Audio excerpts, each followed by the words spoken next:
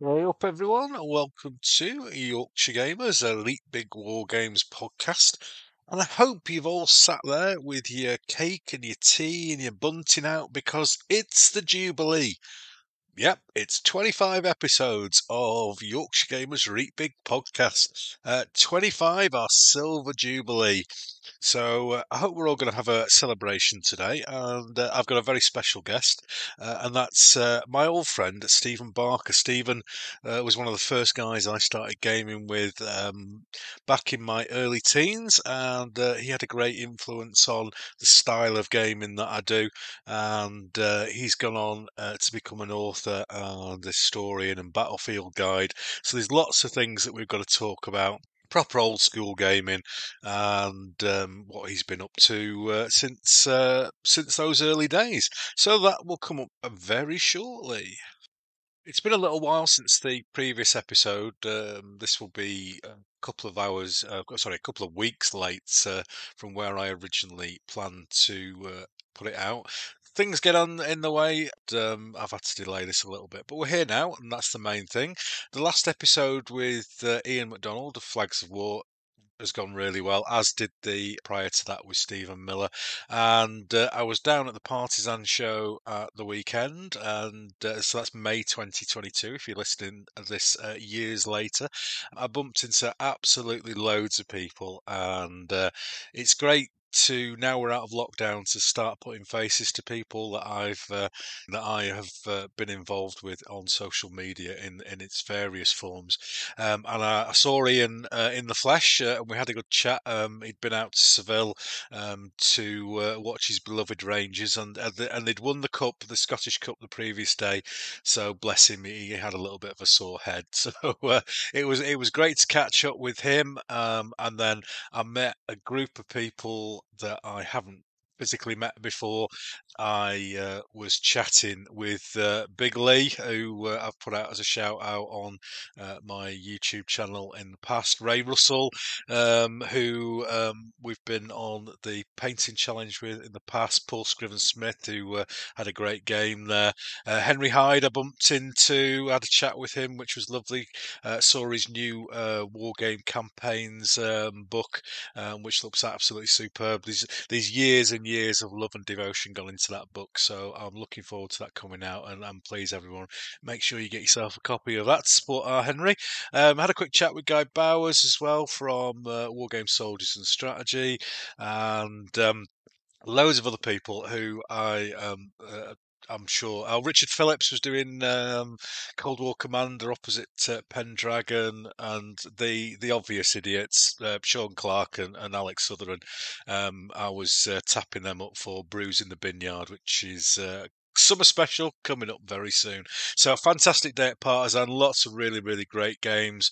Spoke to Sean Bryant there, who was showing off Ian Smith's 40mm Napoleonic game, which was absolutely out of this world. The terrain was amazing, 40mm figures. Apparently, talking to Sean, that's it. It's not going to come out again around the show circuit, which is a big shame because it's a beautiful, beautiful game, and it would be at home in a museum, and is the pinnacle of gaming. And I think I don't think we should be frightened of that. I think that we should look at those games and go, wow, that is absolutely brilliant. And you might not do that at home, you might not do that down the club, but that's the Ferrari, and we can all drive Ford Escorts and look at a Ferrari and enjoy it. So I hope everyone looks. If you didn't go, have a look at the photographs and just marvel at how good that table was.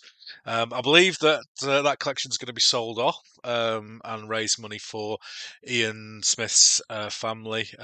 If you don't remember from the previous episodes, I talked about, sadly, Ian passing away, and he'd been lined up to be a guest on this show. Sadly, that never happened, but we can all enjoy the amazing stuff that he put together through the photographs and through visiting those games at shows. So it's time for the interview. Get yourselves sat down, get your painting ready if you're gonna have a bit of a 2 hour blast while this is on. I know a lot of people do that, so I hope you crack out some figures while we're chatting away, me and Stephen. Lovely chat, old friend. If it seems like two old friends talking about their gaming experiences, then that's exactly what it is, and I make no apologies for that. It's great having anyone on this program, but it's especially nice having old friends on.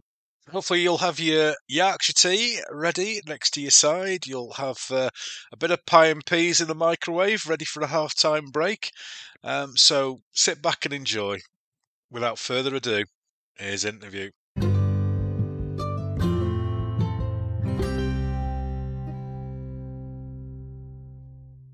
Well, welcome to the interview section of Yorkshire Gamer Podcast. And whilst Her Majesty is out there celebrating her Platinum Jubilee, we here at Yorkshire Gamer are celebrating our Silver Jubilee with the 25th episode of the podcast. So it's a perfect time for me to introduce a special guest.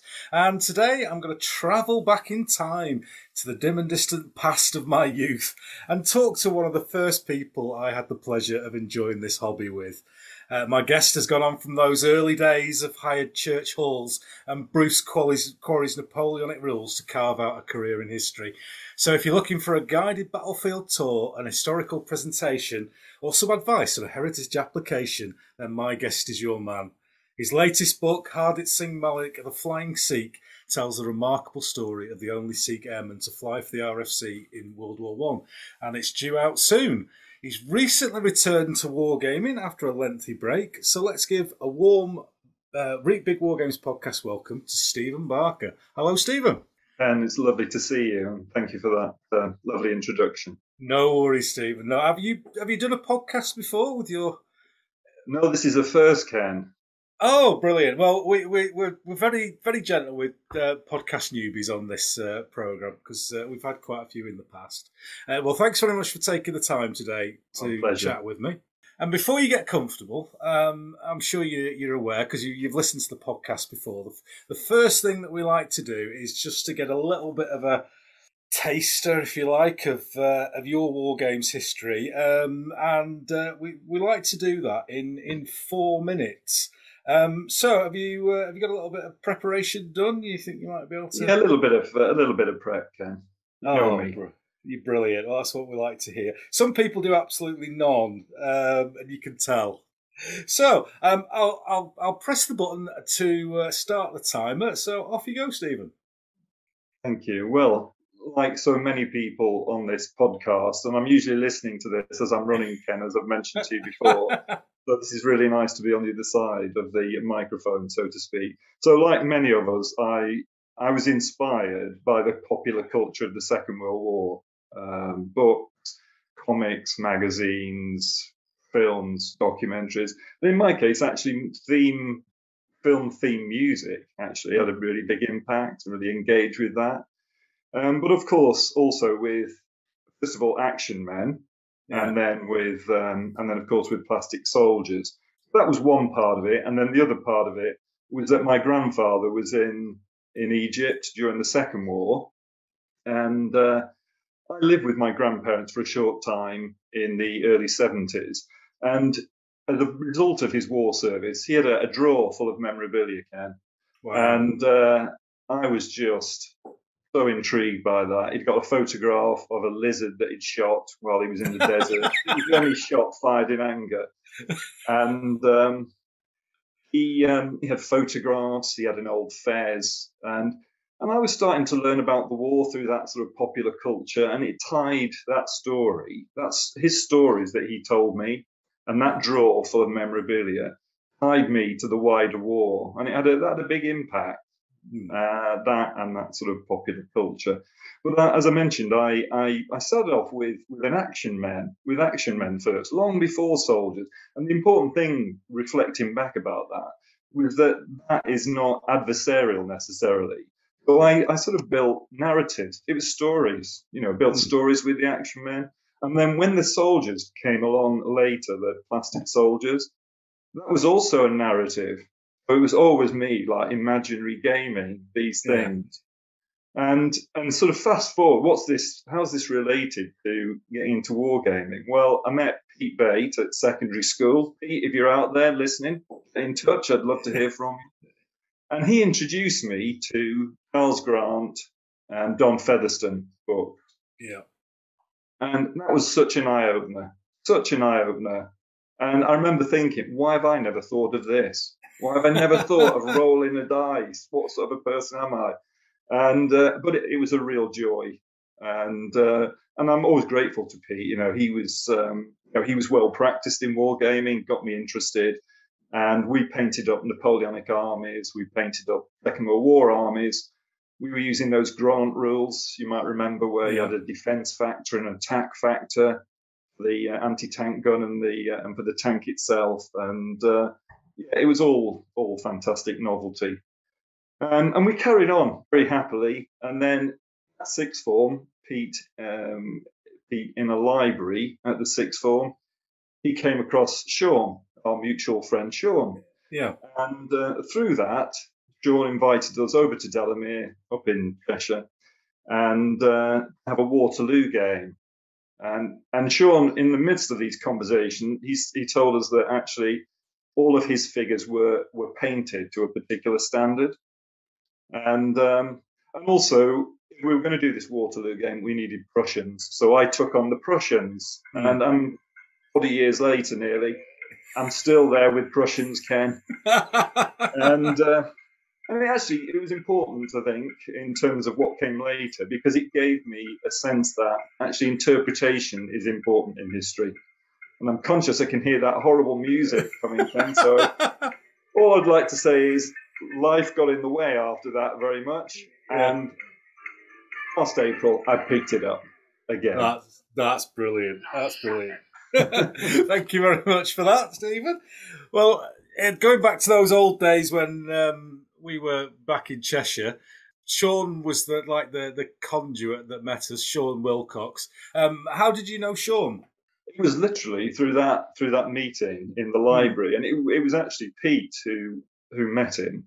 I think as with all war gamers, Sean was looking at a Napoleonic book I think he should have been doing something on social studies actually. Yeah. But he wasn't. He was looking at the campaigns of Napoleon by Chandler, I think. Yeah. And of course, Pete spotted that, and a conversation ensued. And literally within 2 hours, we planned to go over to Delamere and have that Waterloo.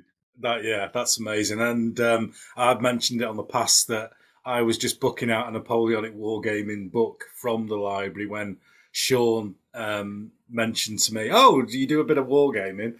And then next minute, we've got a little group formed, and we have talked in the past in the podcast about how that probably would be reported to the police these days. Perhaps, yes. Librarians picking up young boys in libraries with stories of toy soldiers. Yeah, that's an interpretive angle I've not considered, Ken. I have to say before this moment, no. Well, because I've had a couple of guests on who've met people, and said, "Oh, do you fancy coming round to the house for a war game?" And just gone round to this random person's house with no knowledge of them. I suppose it was a lot more innocent time in those days, and I think so, Ken. Yeah. I think we've probably moved on from there. So back then, what were your big periods of interest in history and wargaming? It was very much the World War II, driven by Airfix, and also Napoleonic, with those British and French, and then later came those lovely blue Prussian figures that I went to, and a little bit later on we added some Hinchliffe and we added some minifigs. I mean, it was very much a sort of mongrel army in terms of it was a mix of 20 and 25 mil. So it was not for the purist, but it was something that I was proud of at the time. And then, of course, you came along, Ken. Just tell everyone why I'm a problem at this particular moment in history. A wonderful moment, which was a seminal moment in my wargaming career, was that you'd obviously been gaming with Sean for a while, and Sean, I think perhaps it was almost like a representative of a delegation from the few of you who'd had a discussion, and they said, actually, we having seen Ken's wonderful 15 mil figures, you black undercoated, as a 14, 15-year-old. And actually, we think we should all abandon 20 and 25 mil, and we should all join Ken with 15 mil. And my response to him after a moment's reflection is not something I'm going to share on this podcast, right? At all. But joking apart, it was the only way to go, because we could see the quality of what you'd produced, and actually, we wanted to, and certainly I did as well. I wanted to go to a higher standard of gaming, and your figures did represent that.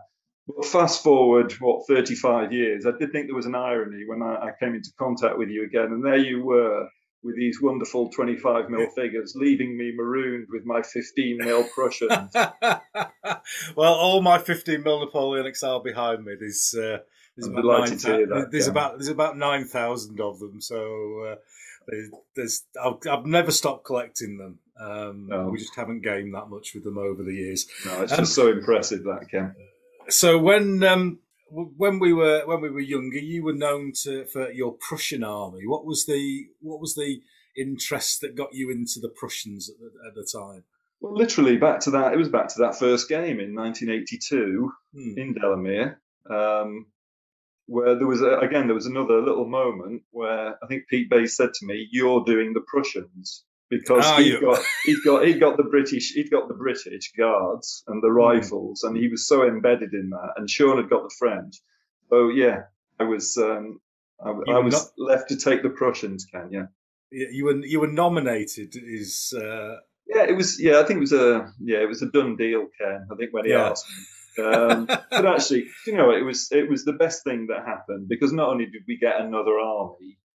From a historical point of view, as I mentioned, it gave me also, for the first time, it gave me a sense that there are different interpretations, and that was embedded. I went on a couple of tours actually, with Peter Hofstroher, and who wrote those histories of the Prussian army. I went with the Battlefield Trust to Waterloo, and particularly to Ligny and Plancenoit, and you see Waterloo through a different lens altogether.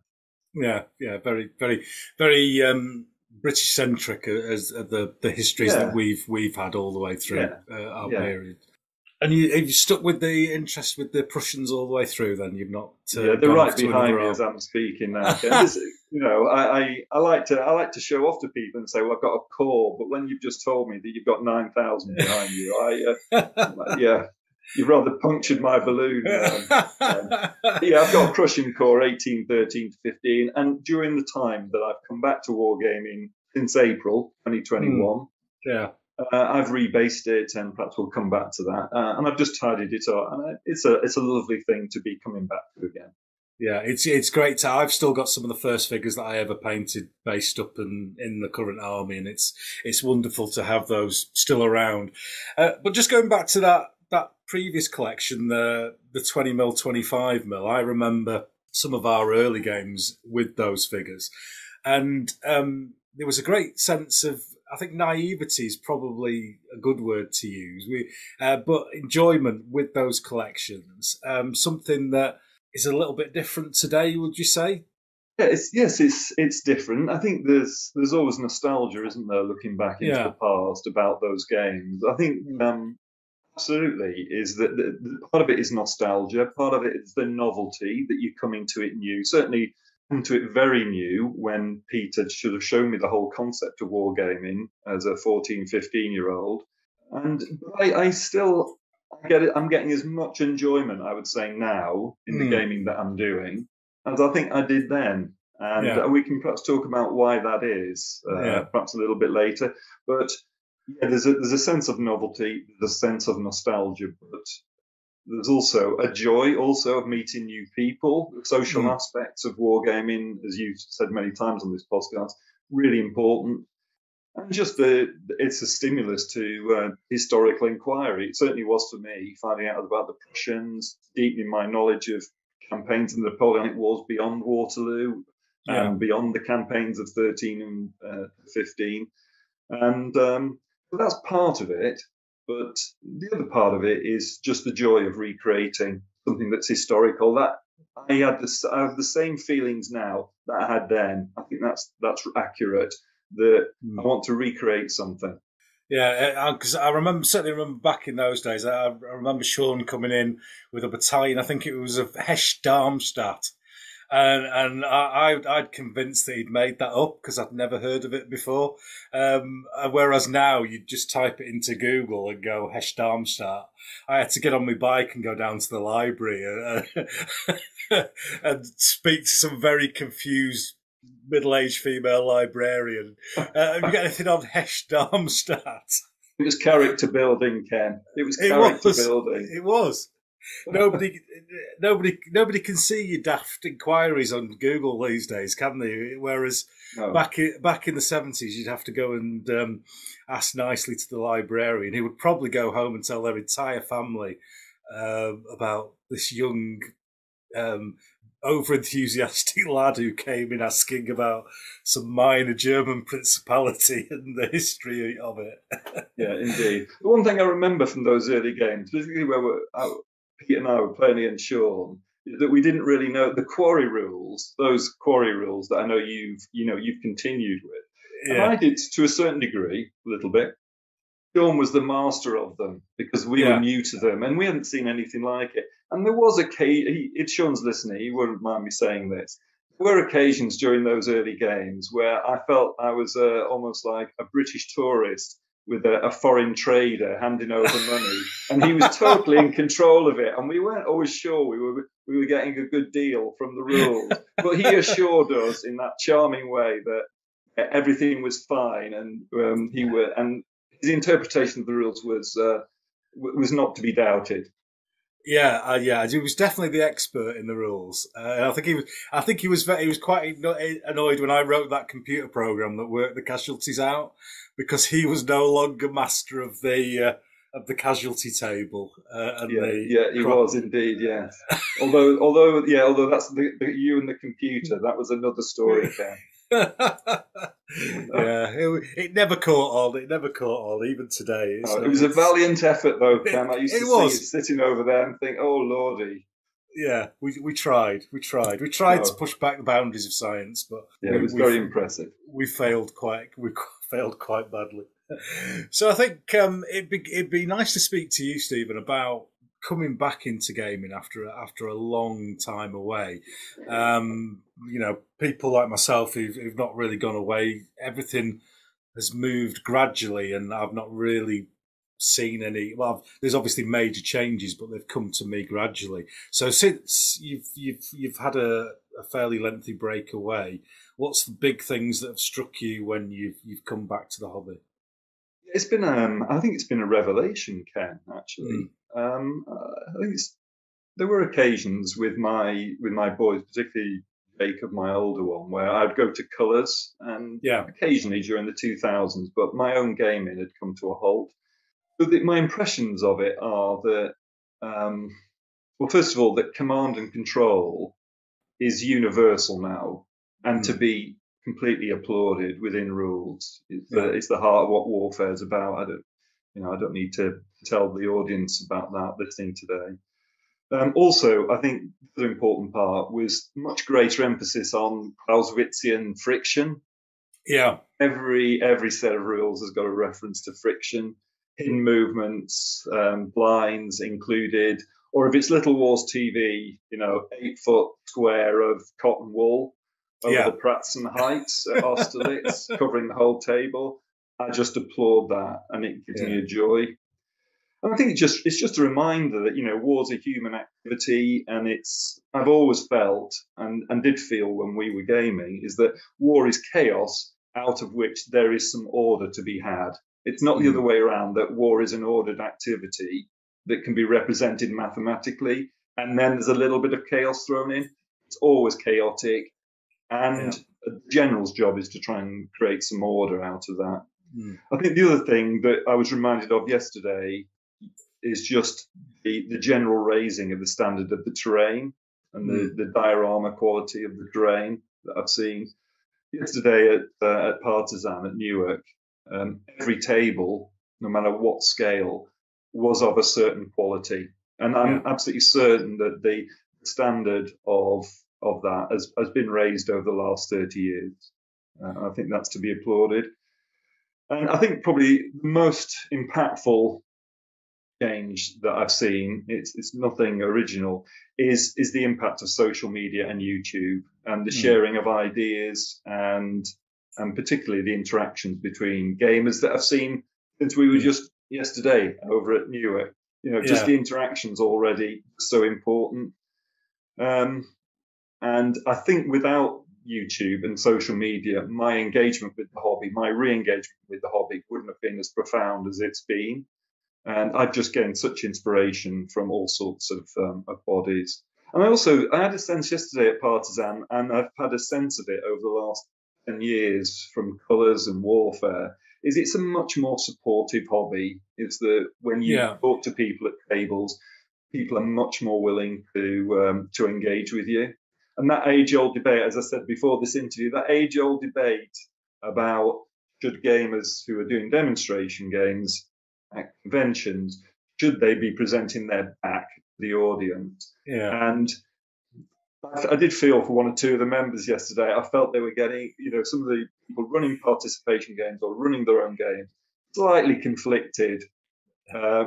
All of them did their duty, turn around and engage with the audience. And I had some great conversations with people who conveyed their enthusiasm to me. So I think those are the main elements. I think there's just one other thing to say. I think what I noticed as well, particularly yesterday at Partizan, is everybody has the right to follow the type of gaming and to indulge in the type of gaming that interests them.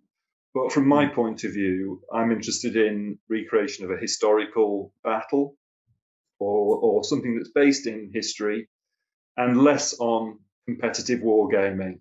And it looks to me, my impression is, I'm very conscious that I'm very new back to it, so I'm looking through a very narrow lens, is that mathematical gaming, equation-based gaming, as I used to call it, was very much geared to competitive gaming. That seems to have a smaller place in the hobby. I don't know if that's true, but it seems to me, looking in, it seems to have a smaller place. Yeah, it used to be quite integrated in quite a big part of the hobby. I think it's not a style of gaming that I've been particularly involved in fact, ever involved in. I don't think I've ever played a points game in my life. But we used to have at the Leeds Wargames Club, we used to have quite a strong Ancients crowd who would play WRG 6th and 7th, and there'd be, little measuring sticks and all the arguments about that sort of thing. And that, I think the competition side, it still exists, and there's people who enjoy that competitive element of it. But it seems to have separated slightly from the war game shows. There used to be the Derby show where you'd have a competition in one hall and a trade in the other, and the same Sheffield Triples was another one, and they seem to have gone by the wayside now. Well, I don't think there's a complete separation between the two branches of the hobby, but there does seem to be some separation. There's a lot more enjoyment, I would say, now in the hobby.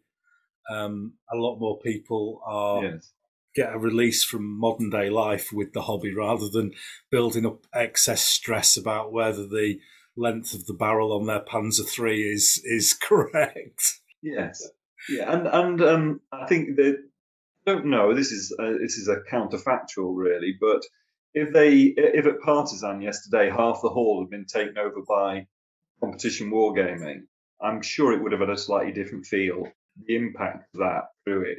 I don't know that for sure, but over the many conventions over the last 40 years, I think, because it was participatory and demonstrations yesterday, very supportive, very friendly, very light mood, I felt, throughout the whole hall.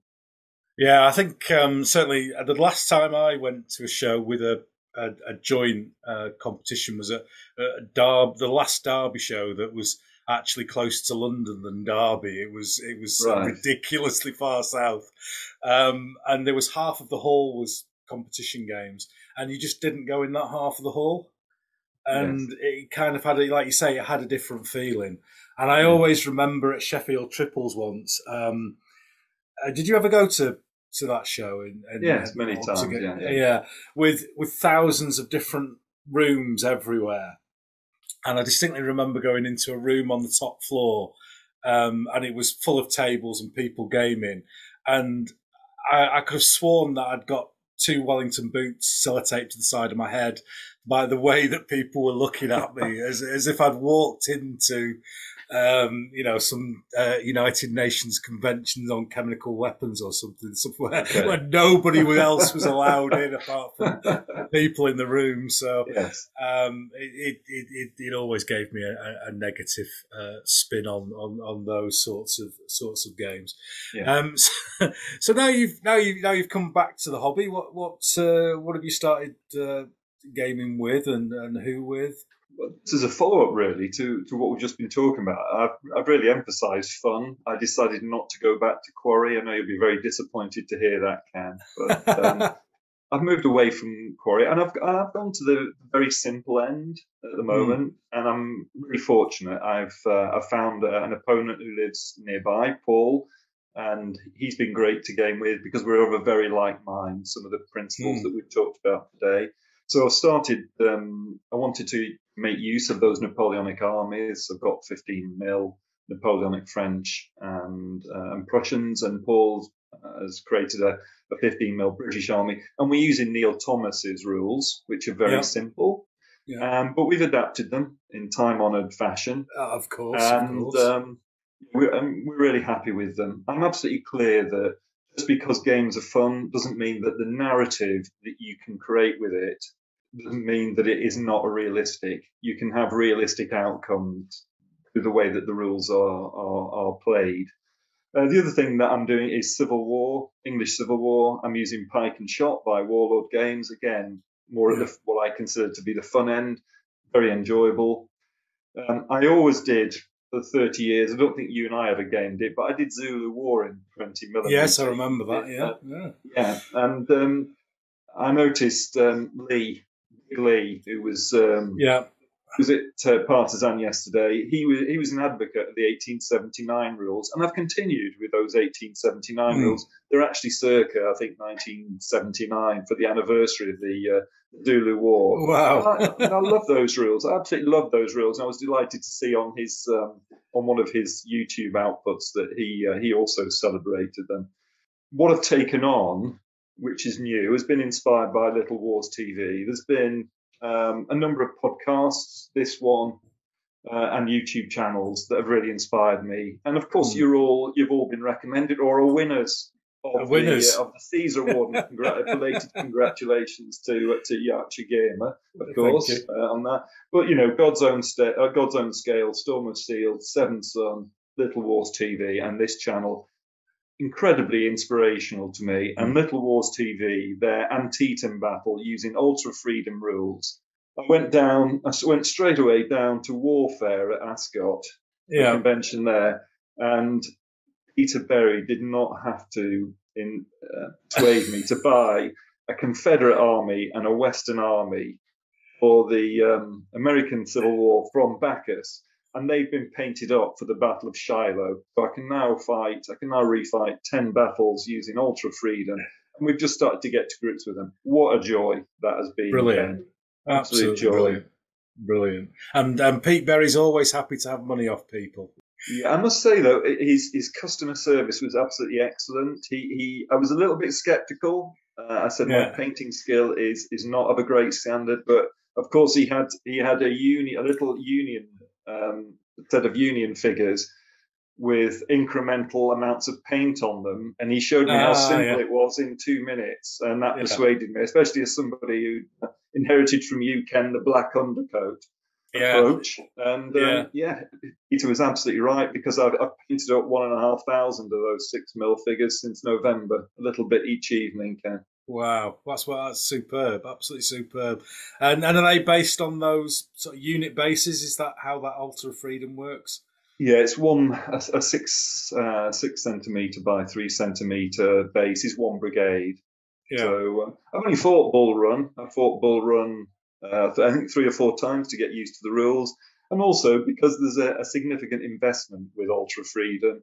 is that you attach paper bases. The scenarios are laid out already. Terrain often needs a certain amount of preparation in order to create the authenticity of it. It's not something you can just throw on the table, because Greg at Little Wars TV has done such a lot of work for you. From the point of view of somebody who wants to recreate battles and take command decisions, it's been great, Ken. I remember back in the dim and distant past, you were quite into the Italian wars as well, weren't you? But that was 15 mil. Yeah, I did. Quite right, Ken. Yeah, that was as a result of during that time that we met that I was doing A-level history, and that included the Italian wars. And I persuaded Sean and the other Sean's names that you'll know that we should go down that route. And so yeah, I ended up with an Italian army, I think. No, I had a French army. That's right. Yeah. The only army I've ever sold, Ken. That. Oh no, I didn't. Yeah. That's what I was going to ask. Is where did they end up? Those armies? Yeah, that's the only army I've ever sold. It did have a convention outing, which was at Sheffield Trifles, I think, in '83. Yeah. I think we fought Bayakoka, and I still in my sort of archive of material from that time, I still have all the display items that we had on our stall at Sheffield Triples. But yeah, I did Italian wars. I do remember Sean saying, though, after a few games, why did we not do English Civil War? Was that after a few games that he'd lost? Was it? My memory fails me on that, but yeah, I know where you're going, Ken. Yeah. So great to see you back in. Then, have you got any plans for future projects? Mainly the main ambition is just to play regularly, and that with having a local opponent, that's now possible, and that's once a week. And Paul and I alternate each other's houses, and that's the main focus, just to keep gaming, and we've expanded the number of periods. I want to really develop Ultra Freedom and develop an affinity with the rules, and just because I've not really played many games with it yet, just Bull Run. Just really get some enjoyment out of taking on the control of an army level game. I've not really done ever before. The only other one I've got in mind is First World War aerial combat. Okay, yeah. And I must admit, I did approach the Fat Lardy's stall yesterday at Partizan, and of course, Algie pulls it off. Yes. Set of rules. Alex Southern has them as a free download on his YouTube channel on one of the particular episodes. So I'm going to download that. The only things I bought yesterday were a couple of First World War aircraft. So I do intend to do some squadron level actions, and I'm really excited about that. That's as an antidote really to Ultra Freedom. I think that's the next little project. The nice part of having a regular gaming opponent now is that Paul is doing something that I wouldn't have considered, which is bolt action. Yeah, and he's gone for the early Second World War, and also a sort of Operation Sea Lion scenario. So we've sort of got sort of quasi Dad's Army type characters, and I've really enjoyed bolt action at that level. So we're looking for a range of different scales, a range of different command positions to take, and I think that's the extent of it at the minute. I have to remind myself I've only been doing this a year again, and of course, I've got to earn a living and all the rest of it. But as a coming back to a hobby, it's been the perfect hobby. It's an all-embracing hobby, and it's full of variety. And for me, that's its great strength.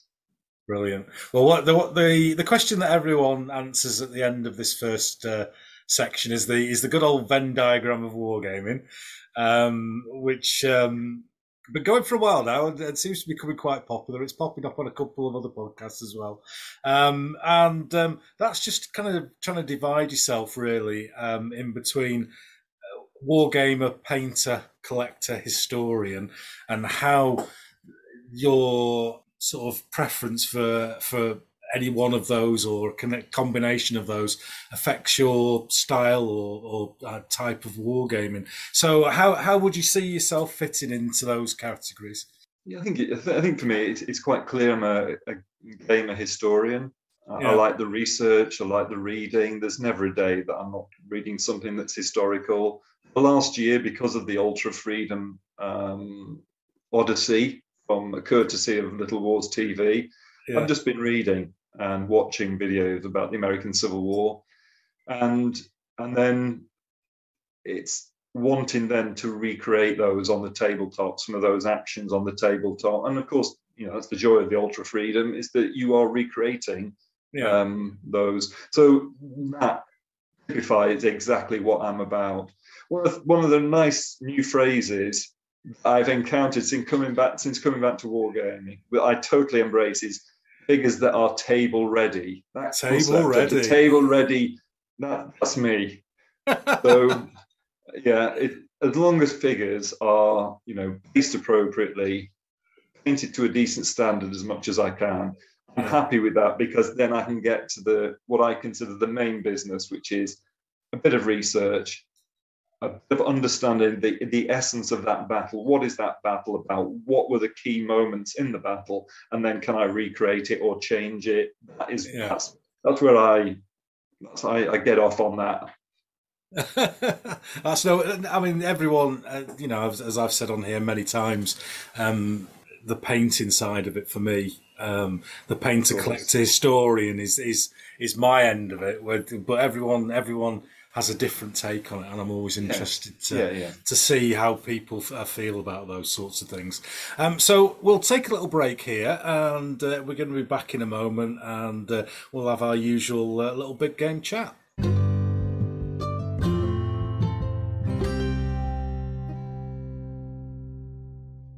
So, ladies and gentlemen, we're back with the second section and big games, and we always have a chat with whoever comes on about big games, whether they like it or not. You're bloody talking about big games on this podcast. And it's quite interesting to speak to you, Stephen, about this, because obviously you're just kind of one of my wargaming influences as we kind of grew up together, first starting the gaming. So when you went to Sean's place in Delamere, you weren't doing a 10-figure skirmish around La Haye Saint. You were doing the Battle of Waterloo. So is that kind of affected the way that you see gaming? Yeah, I think it did, Ken. Yeah, I think very much. It had such an impact because of the visuals of it, and because it was for the first time laid out on a very large table. It was probably an 18-foot table. Yeah, and I think also part of it was I could see for the first time real command decisions without making it sound highfalutin.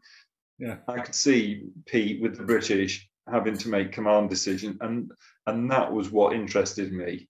And as I've just said, that's what motivates me today. So that was part of it, but it was the scale of the ambition, and for me, the big game is the scale of the ambition. Yeah, and it's I've always talked about aspiration on this podcast, about wanting to do that big game, and we would always, we would get church halls and Sean's dad's cinema where we would game, and it always seemed to be Waterloo or Leipzig or that we would plan to do Ligny that we would plan to do. Looking back, were we slightly mad to do that? I think because I think you're hinting at it really. Those first games, because they tended to be large games, we tended to think in the currency of the large game. I don't ever and I think Northwich Wargamers that we founded, I think one of the reasons that it didn't continue particularly long time was the fact that because of the time available, there was only going to be the small game. Yeah. And what all of us had grown up with and grown together with was the large game. And I remember thinking, I never thought for a minute that we would ever get together, apart from when we went to Northwich Wargames Club. A small game was an option. So it was always long-term planning. And as I mentioned to you a while back, I've still got a lot of the operational planning for those war games. Mocken is one, Leipzig is another. We're on 20-odd foot tables. And I think it came to the point where we didn't even consider a small game. It was something that might take place every, I don't know, 2 or 3 months on that basis. And also university was getting involved, and we were going off to different places. So we started to plan in and around those schedules. But I'm pretty sure the currency that we had grown up with had an influence on that from the beginning. Because I seem to remember, phone calls and obviously no internet and email in those days, and kind of turning up with huge toolboxes full of loads and loads of figures in random church halls throughout the county of Cheshire back in those days. And it's interesting to think that we were all so like-minded with that desire for the bigger game, and everyone contributed large armies for those games. And I wonder whether we were lucky with the people who came together at that particular moment in time. Yeah, I think part of that was that as people joined the group and the group expanded, is that it was that currency is that I don't think anybody outside of the people that were coming in, I don't think any of them suggested, actually, let's do this on a weekly basis on a 6x4. I don't think anybody mentioned that. Everybody seemed to buy into the big game. And I think the big game, and part of that was the 3 of us or the 4 of us that had got together originally had a passion for the big game. And that's why I feel I've slightly got imposter syndrome on this podcast, because of course I'm now operating in my new war game room, or war room as Paul calls it, and I've also just come back to the hobby, so I've got slight imposter syndrome. But I can authentically say that at the foundation of my wargaming with yourself and Sean and the other Sean and Peter, that was it was an inspiration to me that's lived with me since that time. And did that come from you were talking earlier on about stories and narratives from before you'd even started playing? Was that the wide sweep of history coming into your imagination with those bigger games? Yeah, I think it was. Yeah, I think it wasn't that I was a gamer first. I've always been a reader, and it's not a highfalutin thing. I've just always been a reader, reading military history, and you're reading about Napoleon's maneuver of the central position, and you want to therefore run a campaign to do that. And of course, that's now possible with 2 and 6 mil and so forth, and ultra freedom in a different setting. But yeah, very much the story for me, the narrative, the story, the taking on the role of a senior commander or a corps commander, that very much appealed to me. And as I mentioned earlier, that's the strength of where wargaming is, I think, at the minute. It's clear. I read articles by Andy Callan just in preparation for this from 83, and he was saying, there's an article in Military Wargames, and he's saying you've got to know what level of command you're coming in. That was very much a wargame development at its outset, and it's now infected all the good reasons and to the benefit of the hobby. The rules are now clear about what level of command you're taking, and that's absolutely crucial. And that's what that's what drives me. Yeah, but I think a lot of people do enjoy that multi-level command as well, don't they? They enjoy I'm going to commit my cavalry division in this particular location, but then they dive in and want to And I fully admit this is me. They dive in and then want to unlimber the horse battery in this particular location. Yes, yes.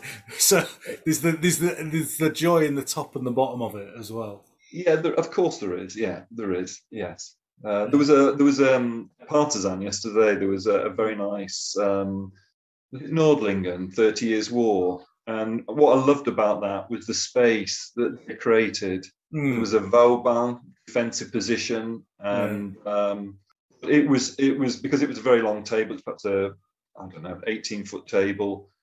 They created a space, and you could see that manoeuvres were going on. On the table, and that again that appeals to me, very much appealed to me. Yeah, and regular listeners of the podcast, please sit down at this point. But I can see that with I don't know whether you've seen the games of Per Broden, but Per does that in 6mm, and though I am 28mm centric, and the joy for me with 6mm is if you do get that 6mm on a massive table with big units, you can see those sweeping manoeuvres from big formations, and it looks really, really good. So yeah, there's room in the hobby for all scales, just not on this podcast. Causing trouble again, but there we go. Yeah. So what was the we've talked a little bit about it, but what was kind of the appeal of those bigger games for you?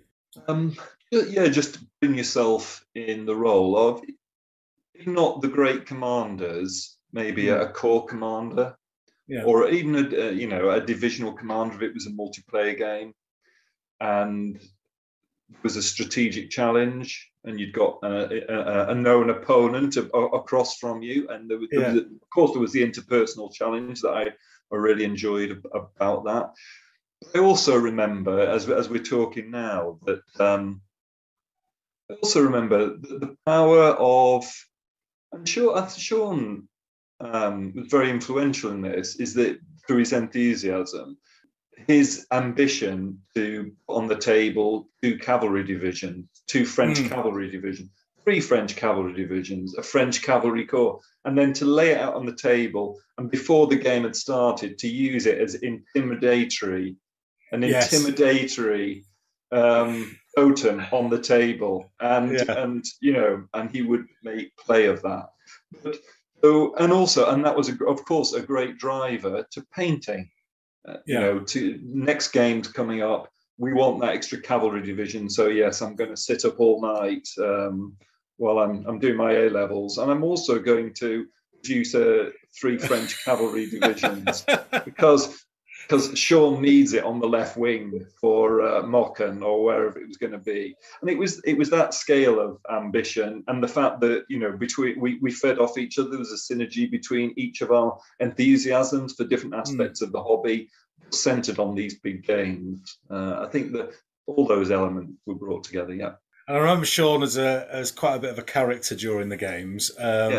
One story I like to tell is the tape measure duel, where there was a large cavalry melee about to occur, and he suddenly kind of leapt around the side of the table with his tape measure extended and kind of said, "Let us end this senseless bloodshed and fight to the death with tape measures." And there was a kind of a duel with tape measures for 10 minutes. Yeah, that sounds very familiar. That. Yeah. I also remember him. A common feature was that if something had gone wrong on the table, there was always a throwing down of, and delete as appropriate, the marshals, the divisional commander, the brigade commander's baton was thrown down, and he would, quote, flounce off to the rear. Yeah. And that was Sean. He was flouncing off, throwing his baton down, and Sean would do that with a flourish to the back. Yeah. So that sense of drama as well that definitely Sean brought to that, and there was a little bit of eye rolling, I remember, occasionally from across the table. Yeah. But it was fun. I think that was the other thing we've not mentioned. It was just great fun, and to my dying day, that's what I associate with wargaming. It's just great fun. And I think whatever that else it is. the big characters in the big games kind of make it. Everyone has their own personality, and when you grow up together and you grow up fighting battles over a table, those characters do shine, and you have those memories. And I'm sure everyone listening, when they grow up with the people that they gamed with, will have those fun memories. Indeed, Indeed they do. So I mean, you've not been back long into the hobby, and Partizan was probably shows off, the big games to the fore, but the big games are becoming less and less popular these days. Is that something that you've seen as you've come back? It's difficult for me to comment on that, because the only place that I'm going to see a big game is I've been to 2 conventions. So I've been to Warfare down at Ascot, and then yesterday at Partizan. So in terms of what's happening in clubs, on the grassroots wargame, I'm not really familiar with that. If I go by what I see at conventions, I can still see that there's a scale of ambition and a passion for a big game, and tied into that much more than in the past, 35, 40 years ago, the quality of it. And I go back to that Indian Rebellion demonstration game yesterday, just the passion of the guys around the table. One guy had just spoken to somebody else for 20 minutes, and then I just happened to be there and looked interested, and he went straight for me, and he wanted to share that enthusiasm, and I love that. And I've been, there's the gap on this table, leading up to the table, and they told me all about the historical influences, and it was an appropriate and very accurate portrayal of Cawnpore, the siege of Cawnpore, and they brought it. They'd had to bring it in or shorten the table a little bit, but it was still a 15-foot table, and the scale of the ambition was certainly there. Not in terms of the number of figures, in terms of the quality of the diorama, the quality of the figures, but also just recreating certain aspects of that siege. But you had hospital. You would never have seen the hospital at Cawnpore 35 years ago. You just wouldn't have seen that recreated, mainly because the figures wouldn't have been available. But just to finish off about the Cawnpore recreation yesterday, one of the guys was telling me that some of the figures had also been bespoke constructed and ordered. There were Nouch dancing girls and a wedding party. And I just, it was fantastic. So the scale of ambition doesn't have to be always about the number of figures on the table. Sometimes it's just about historical recreation. Brilliant. And it's interesting to hear that your experience at Partizan yesterday with speaking to people, and we've touched on it a couple of times already, is that backs to the crowd, playing the game. And that's one of the big negative points that a lot of people bring up about big games at shows, is it's a club game and nobody's paying attention to the crowd. But that seems to, and I have experienced that, and it really, really annoyed me. It always used to annoy me. But we seem to have passed that, and I think you spoke to quite a few people yesterday, didn't you? And annoyed everyone who was there, which was brilliant to see. But you didn't get that feeling from any of those games, then? No, not at all. No, I felt the opposite was true. That I know enough about the wargaming press. What's been written in it is what I've just described, is about players turning their backs on the audience, because if you're concentrating on a game, it's an inward-looking activity. Yeah. Competition wargaming, that's one of the issues with it, is that you can't communicate because you're playing. Yeah. And it's absolutely clear to me that message has gone home to people, and actually I can tell that people authentically want to do the opposite of that, which is to look outward. Even though I sense there was a bit of tension that actually we need to move the game on, lads. Yeah. But actually, that was surmounted by the idea that actually I do want to talk to people, and I could just see all around every table, everybody was looking out. I didn't see anybody that didn't want to communicate on each table, and certainly didn't want to interact with me, even if it was just a simple question: which battle is this? You know, what are the forces? What figures are you using? You know, the banal, usual questions. Everybody wanted to engage with it, and you know, that's so important for the future of the hobby. Yeah, it's great to hear that, and it's something I always try and do when I put display game on, and then there'll always be somebody who'll come back in the afternoon and go, the figures haven't moved. What are you doing? Of course, we had that conversation yesterday. Yeah, my son, Sir Jacob, said that to me yesterday. He said, you know, the games are not moving on, and again, we rehearsed what we just talked about. Is that you can't do both. It's difficult to do both, and but I think the balance is about right. I think. Yeah. Do you still harbour that desire to get back into the big game? Yeah, I do, absolutely. Occasionally, I say to Paul, we occasionally it's a game in the evening. It's a 3 to 4 hour game, but we have done one. We have done one all-day game, and occasionally I drop that in. Yeah, he looks a bit askance at me that we should be thinking about a 20-foot table and hire out a hall and fill a van full of figures. But I think. I'll work on that. I'll need to work on that. But yeah, that's always my ambition. I've got that Prussian corps sat behind me at the minute. Yeah. With 38 battalions of Prussian infantry that I'd like to get on the table once again. Excellent. Well, that's lovely to hear that ambition is still there. Absolutely, Ken. We'll definitely try and get that organised for you up here. You can have a trip up to Leeds, and we'll get a 20-foot table ready for you. I would love that, Ken. I would love that, Ken. Brilliant. Well, thanks very much for that. And ladies and gentlemen, we'll move on to the quiz and Room 101.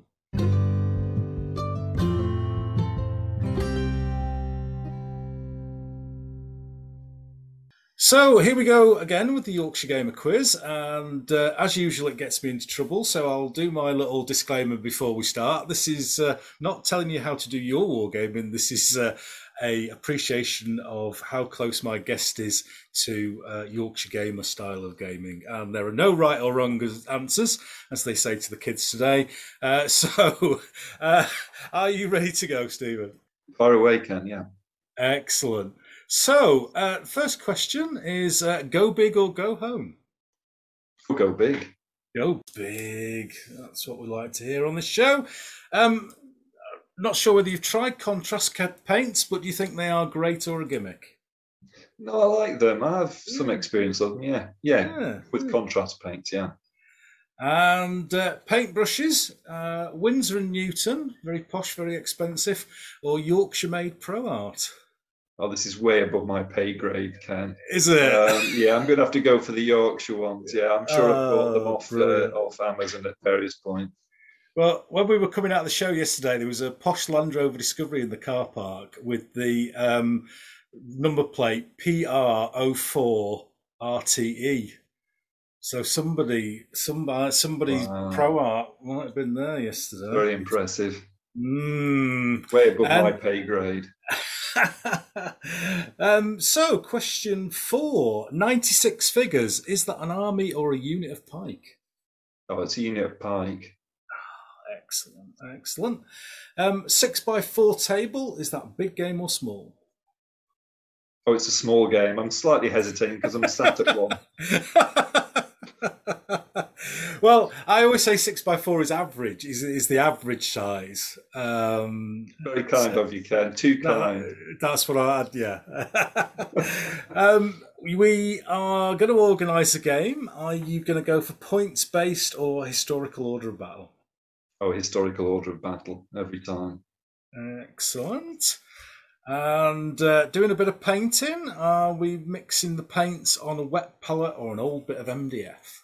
Well, I didn't know what a wet palette looked like until yesterday. I saw one. Have you seen one? I knew I was coming on to this, yeah. So I had a look at it. And yeah, so mine's an old bit of, not MDF, but actually, an old saucer, actually. Oh, yeah, old MDF. Saucer, old tiles. Yeah, that's me. Old bit of newspaper. Yeah, that's me. Yeah, excellent. Well done. Well done. Undercoat in figures, black or white? Black, thanks to you, Ken. Black. Hey. To you. The regionally biased question number 2. A cup of Yorkshire tea or dirty mucky coffee? Yorkshire tea. Yeah. And question 10, halfway through already. You're putting together a war game unit, and as long as it's historically accurate, do you like the figures tightly packed or socially distanced? Or tightly packed. Tightly packed. This is going well.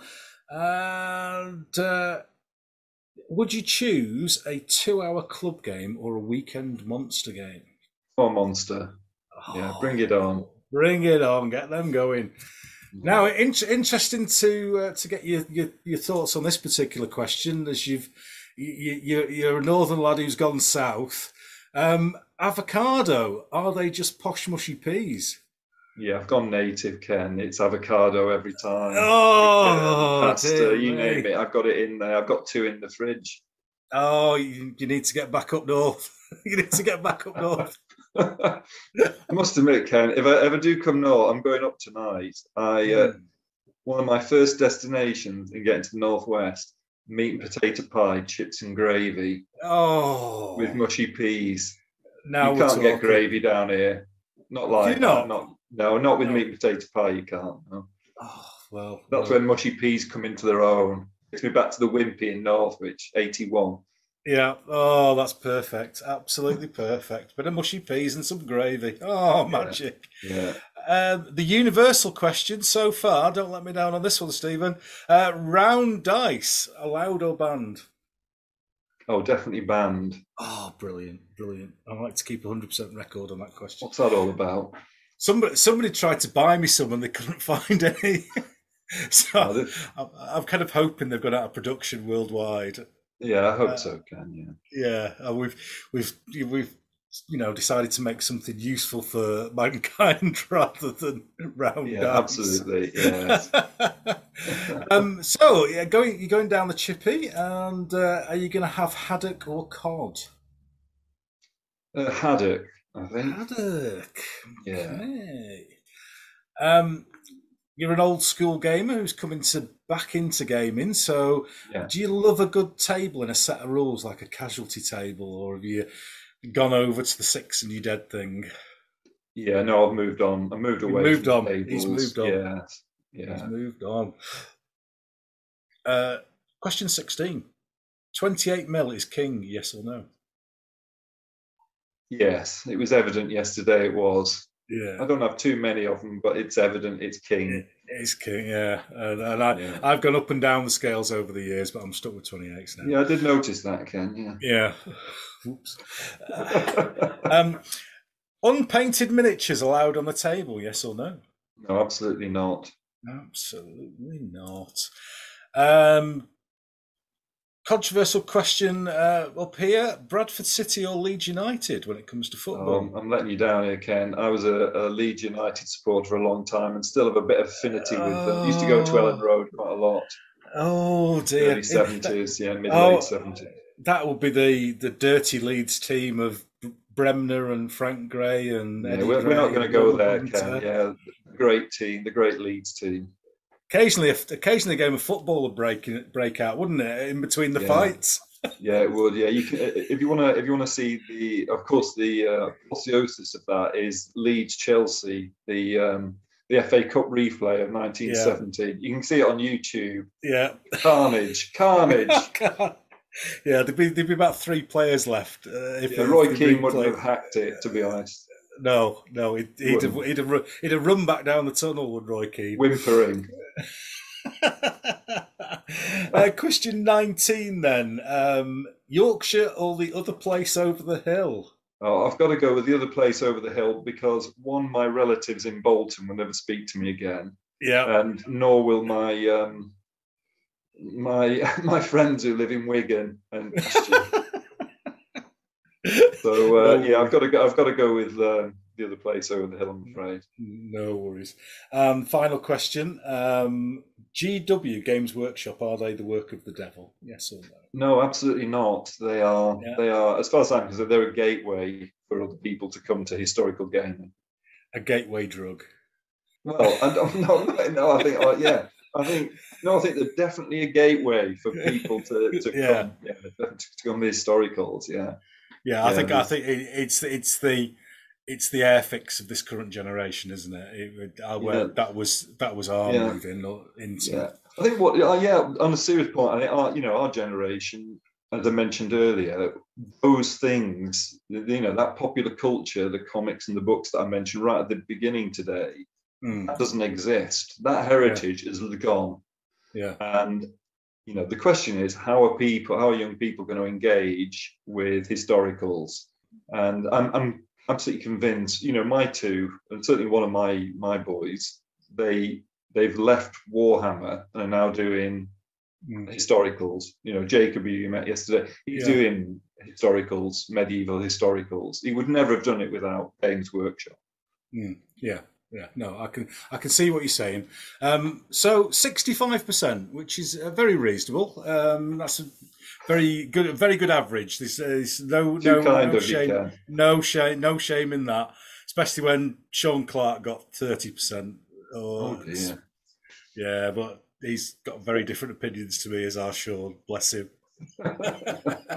So, following on from the quiz, we like to get our guests to reveal their favourite pet hate from wargaming, and get me to hitch it up to my trailer and take it down the Wargames Tip and chuck it into room 101. And we've had some interesting ones over time, and I do let my guests know before they come on so that they can try and pick something that hasn't turned up before, so we don't get point systems every week. So Stephen, what have you come up for? What's your pet hate that you'd like to consign to Wargames? This is a heartfelt one, Ken. Is it? Yeah, it took me about 2 seconds to decide to use this one. Yeah, this has been going for 40 years. This is what I refer to as the primary school blue river syndrome. Right. Wargaming. Yeah. So you have beauty. None of the games. I didn't see one yesterday at Partizan, but you're looking at beautiful terrain. Yeah. It's taken hours. It's authentic. It represents a real landscape, and then in the middle of it, meandering its way across, is what I refer to as the primary school sky blue river. And I think, what were you thinking? What were you thinking at that point? If you want to see a good river, the best ones that I've seen, and of course most of them are that sort of muddy brown. It's Martin on Seven Sun. He gets a certain quality degree of muddy brown that no one else achieves really, and I love to see that. That looks like a river. But yeah, if you've gone down the primary school blue colour, change your habits. Yeah, I don't know where that came from, because it was certainly prevalent when I certainly remember starting wargaming. Yeah. And everyone had that primary blue paint. And I think, apart from some very rare occasions in the Mediterranean, I don't think I've ever seen water that, I mean, obviously it's a reflection, it's not the colour of the water, but I don't think I've ever seen anything as blue as some of the stuff. No. Azure, I think it was. It's Azure blue. Azure. You see, that's making it sound posh when I think the primary school blue has got. Yeah. Because there used to have those powder paints in primary school, if I remember correctly. You do. And the blue was.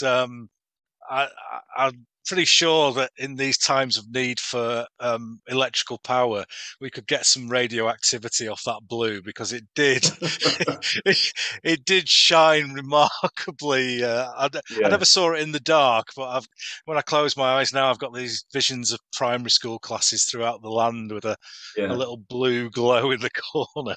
Yeah.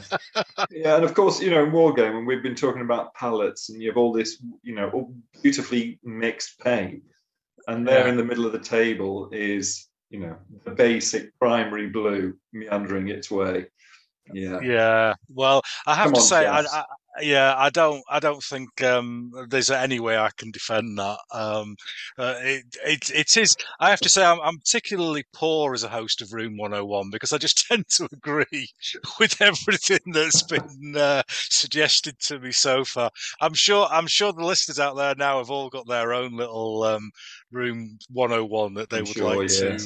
to stick things in. I'm sure we've all got those little pet hates. One day somebody will ask me mine, and I may or may not divulge it. But it's great to hear that, and we've got another occupant of Room 101 now, Oh, excellent. and so there's a big pile of couple of tons of primary blue rivers in my trailer, and when the tip opens tomorrow morning at 10 o'clock, I shall be putting it in the recycling. So thanks very much for that, Stephen. And Okay. ladies and gentlemen, Thank you. we'll be back in a second to talk about history and battlefield guiding and all that sort of thing.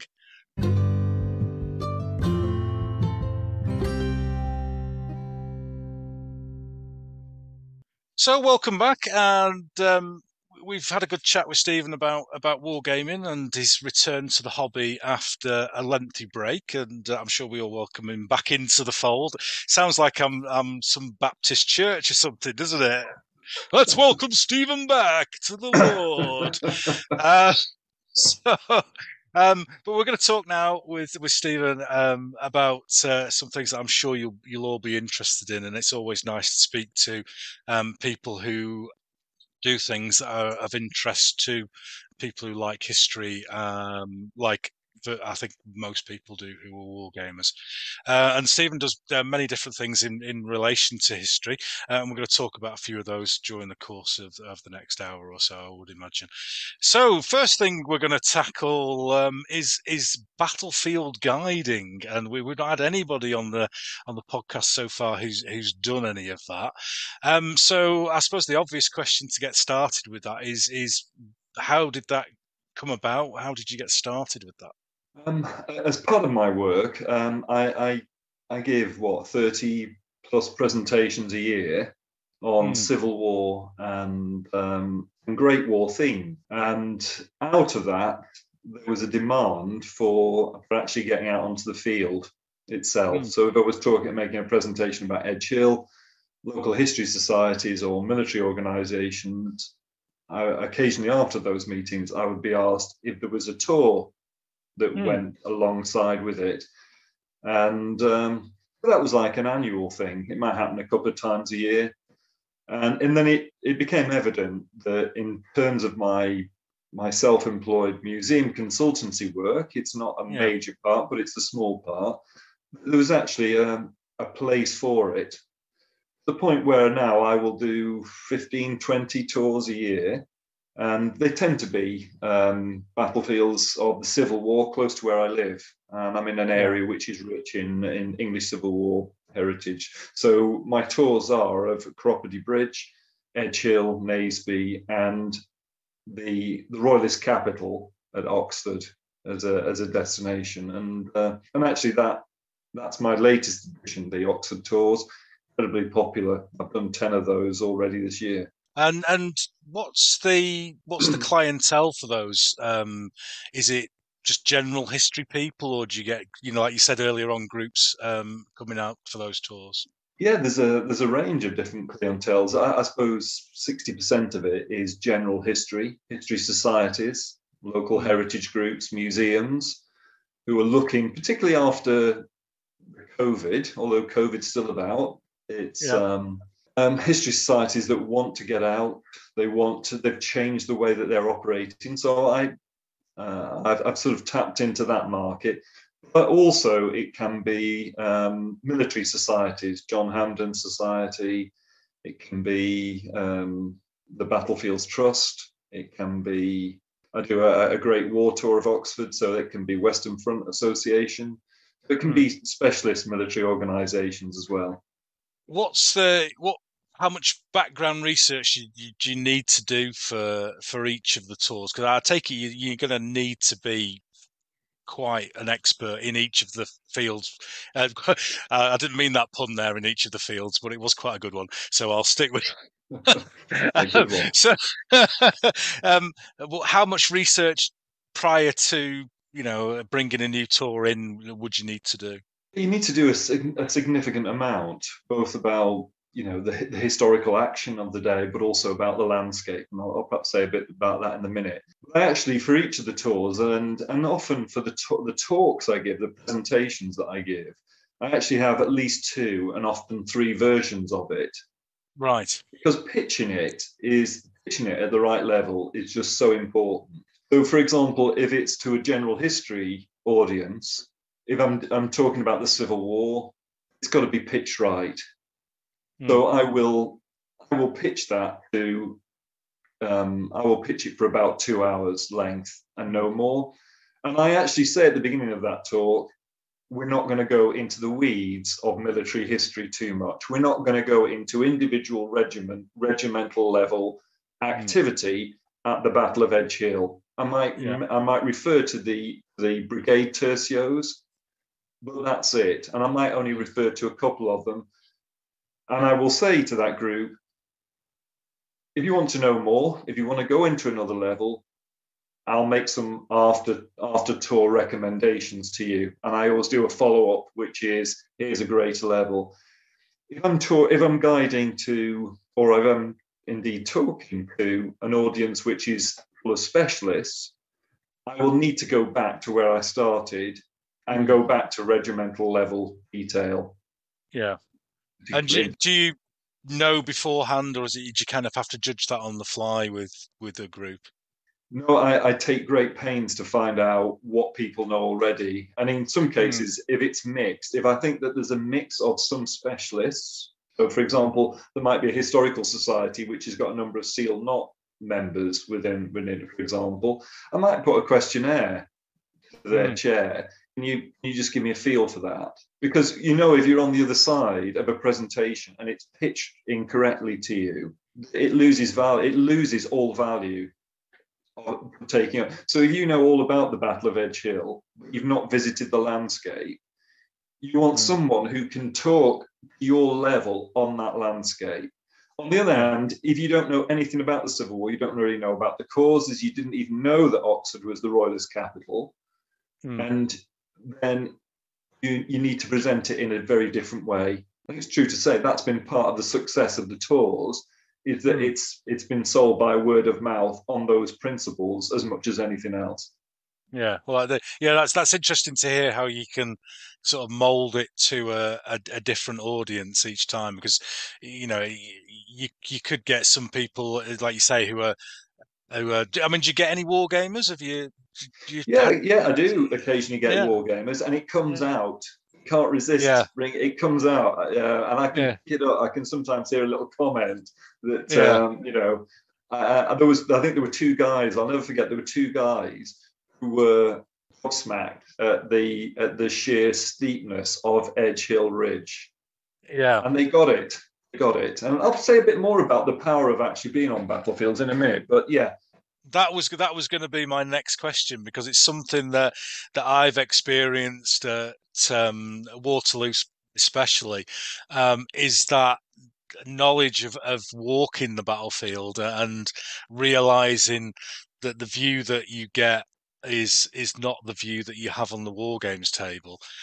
So yeah, if you could talk a little bit about how that visits the battlefield kind of affects a wargaming perspective. Yeah, I think. I just think for wargaming, but also just in general, really. I think battlefields battlefields are a tool which are far superior than classroom learning. I think that's living history is another tool in that case of tools. So battlefields bring history.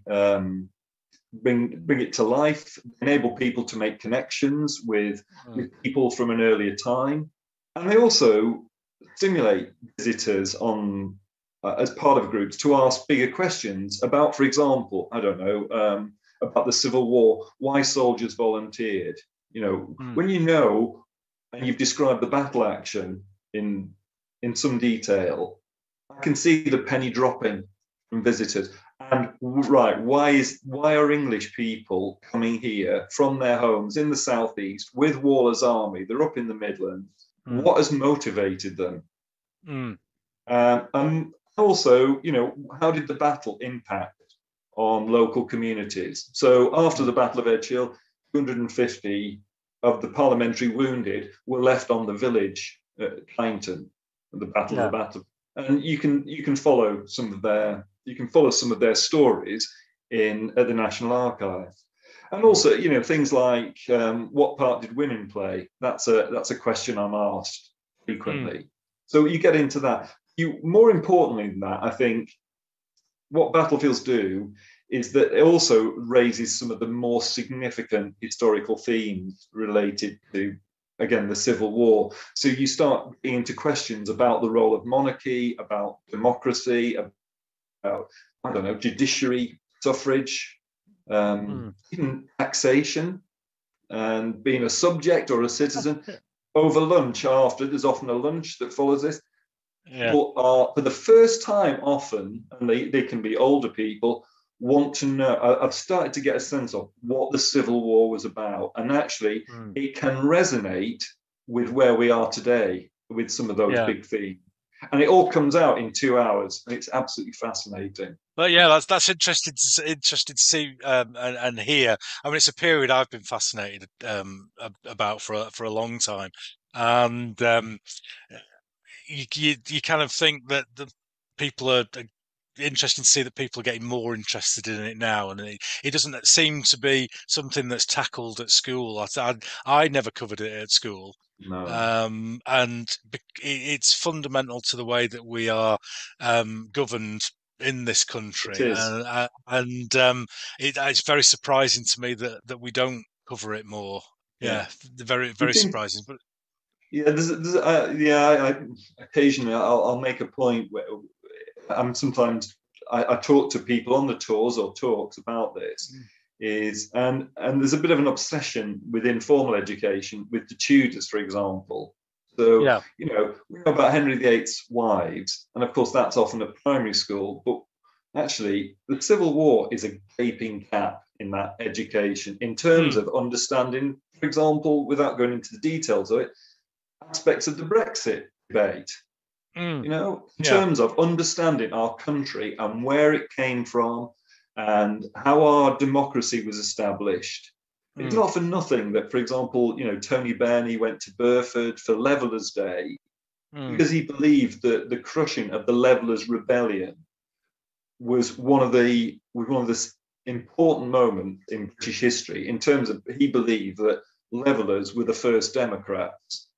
There's a whole debate about that, which enables one to understand about where we are now and the value of our democracy and where it came from, and actually people fighting for those rights to suffrage or whatever it is.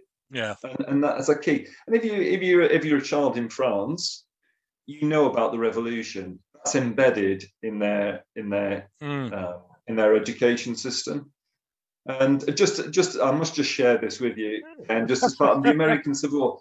If I type into YouTube American Civil War lecture, there is a wealth of fantastic material, and of course there's good reasons for that. I understand why the American Civil War is a significant part of their history, and maybe a slightly narrower range of historical topics. And in this country, I know that there are amazing people working on Civil War. But if you type English Civil War lecture or British Civil War lecture into YouTube, it's a desert. It's tumbleweed by comparison. And I think that is such a great shame. And it's a bit of as you can tell, it's a bit of a soapbox of mine and a bit of a crusade to, people talking about the Civil War. No, I think I couldn't agree more. I think it's one of our most important periods of history, and wherever you stand on the political spectrum, the outcome of that and the events that happened during the war have a massive effect on where we are today with everything. So yeah, it's great to hear that people are showing interest in that, and hopefully I'll get down and get on one of the tours and have a look I'd love to do it. things. Yeah. How much have those battlefields changed since the 1640s? Well, that's such a good question. You have to take them on a case-by-case basis. Each battlefield has got its own particular heritage. If you take, for example, Edge Hill, the battlefield at Edge Hill, of course, was completely transformed in 1940.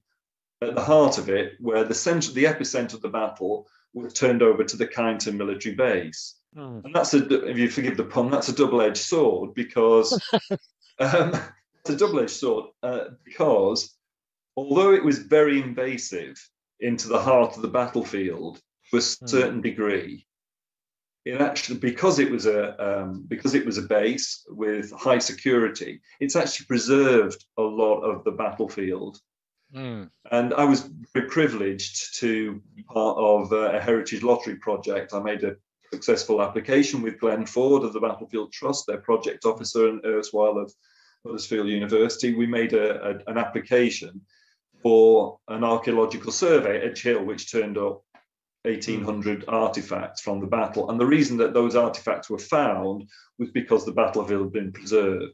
That's Edge Hill. If I just go to Cropredy is in very good condition. You could stand at Cropredy, as you can mainly at Edge Hill, and you can see the battlefield as Charles I saw it, as Wallace saw it, as William Wallace saw it, as he sat on his horse at Great Bourton, looking across the Cherwell.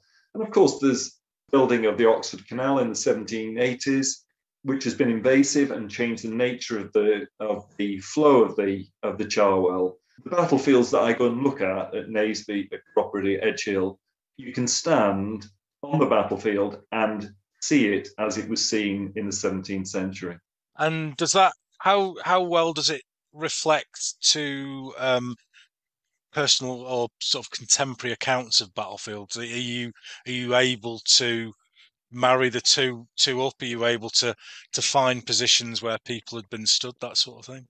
Yes. For example, at Cropredy, there are, I think, 9 accounts. One of the slight frustrations about Cropredy is that actually the accounts more or less all tell the same story. Right. When you're looking for a bit of conflict between them, but actually it's pretty settled where the battlefield took place and what happened. And although I'm very skeptical of when I hear about a particular activity took place or event took place at a particular time involving certain individuals.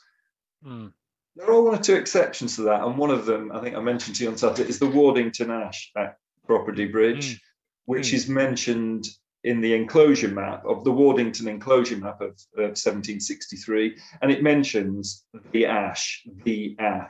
And the reason it mentions the ash is that Charles I, Secretary of State for War, wrote the most significant account of the Cropredy action. And in it, he mentions that Charles I died under an ash at the point of which the Earl of Cleveland reforms after his several charges. And there's one tree in that field. And the landowner, which is still an ash, the landowner's family have been on that land for 200 years. They believe that to be the ash, and it's the same ash which is on the Wardington enclosure.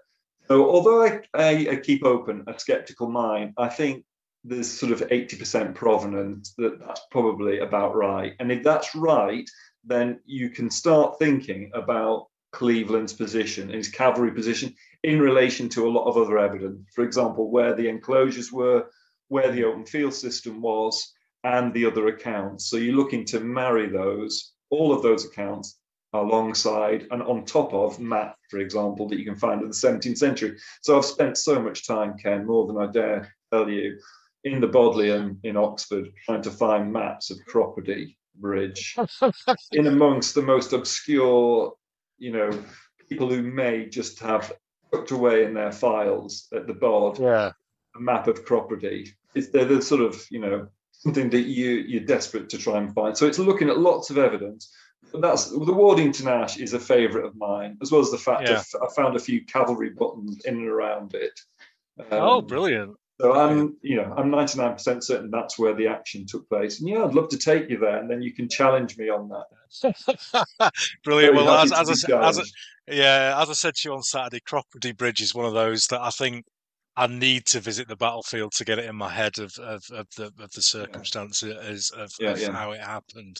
Because it's quite complicated in my head of where everything was, but I'm sure I'll get there with a view of the battlefield. Have you been out to France as well, doing any tours, or is that mostly personal? It's mainly personal. I've just spent a week, 4 or 5 days actually, with a friend of mine who's a writer of Indian military heritage, and she was interested to follow the India Corps for a piece of fiction that she's just completed, and that tour was meant to take place at the beginning when COVID took over, when she was at the embryonic stage of the book. Anyway, she just wanted to visit many of the places associated with the India Corps. So we went to Merville, which was the operations base for the India Corps in France, and it was also the place where the Lahore Division Casualty Clearance Station was set up. So we visited there. We went to Neuve Chapelle, of course, for the India Corps, for the Indian Memorial, and we also went to Vicharter, which is just south of Ypres, and it was the place where the Indians went into the line for the first time during the first Battle of Ypres in October 1914. And most importantly, and most memorably that day, we went to Jardine's farm, where Dad Khan earned the first Victoria Cross for the India Corps. And we followed the route of the 129th Baluchis from Hollowbeaker. Isn't it short?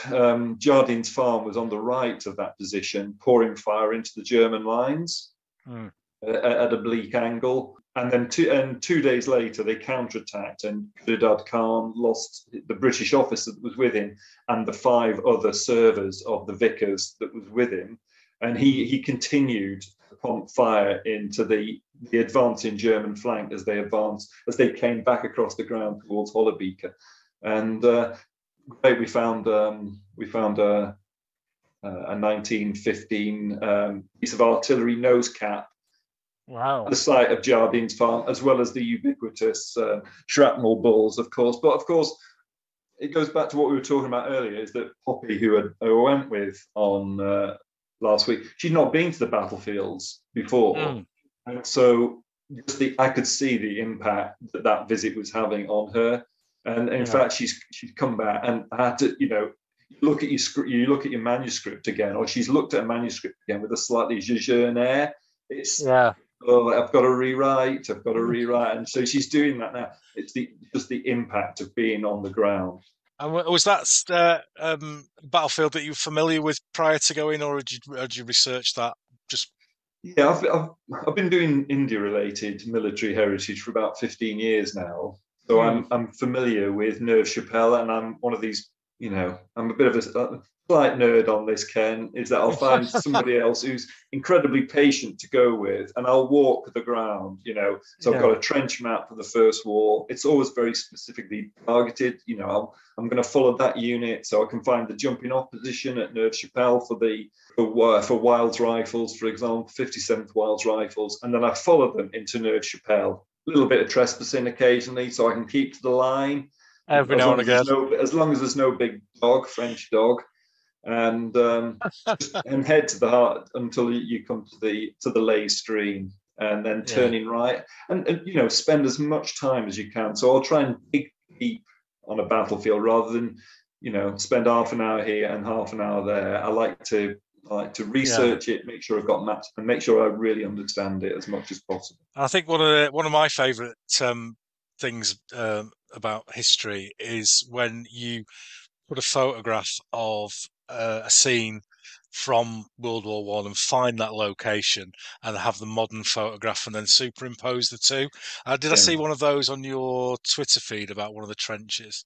Yes, that's right. Yeah, in the British Library down in London, they've got a collection of India correlated photographs, of which the one you'd seen, and that was of Wild Rifles at Vicharta, just as they'd come in. Literally, they'd come up from Marseille to Orléans, and then through 3 villages, and because they were needed on the Western Front, fill the gaps as the Schlieffen Plan was unrolling. Yeah. And there's gaps between the Belgians to the north and the British, and it's been held lightly by the 2nd Cavalry Division.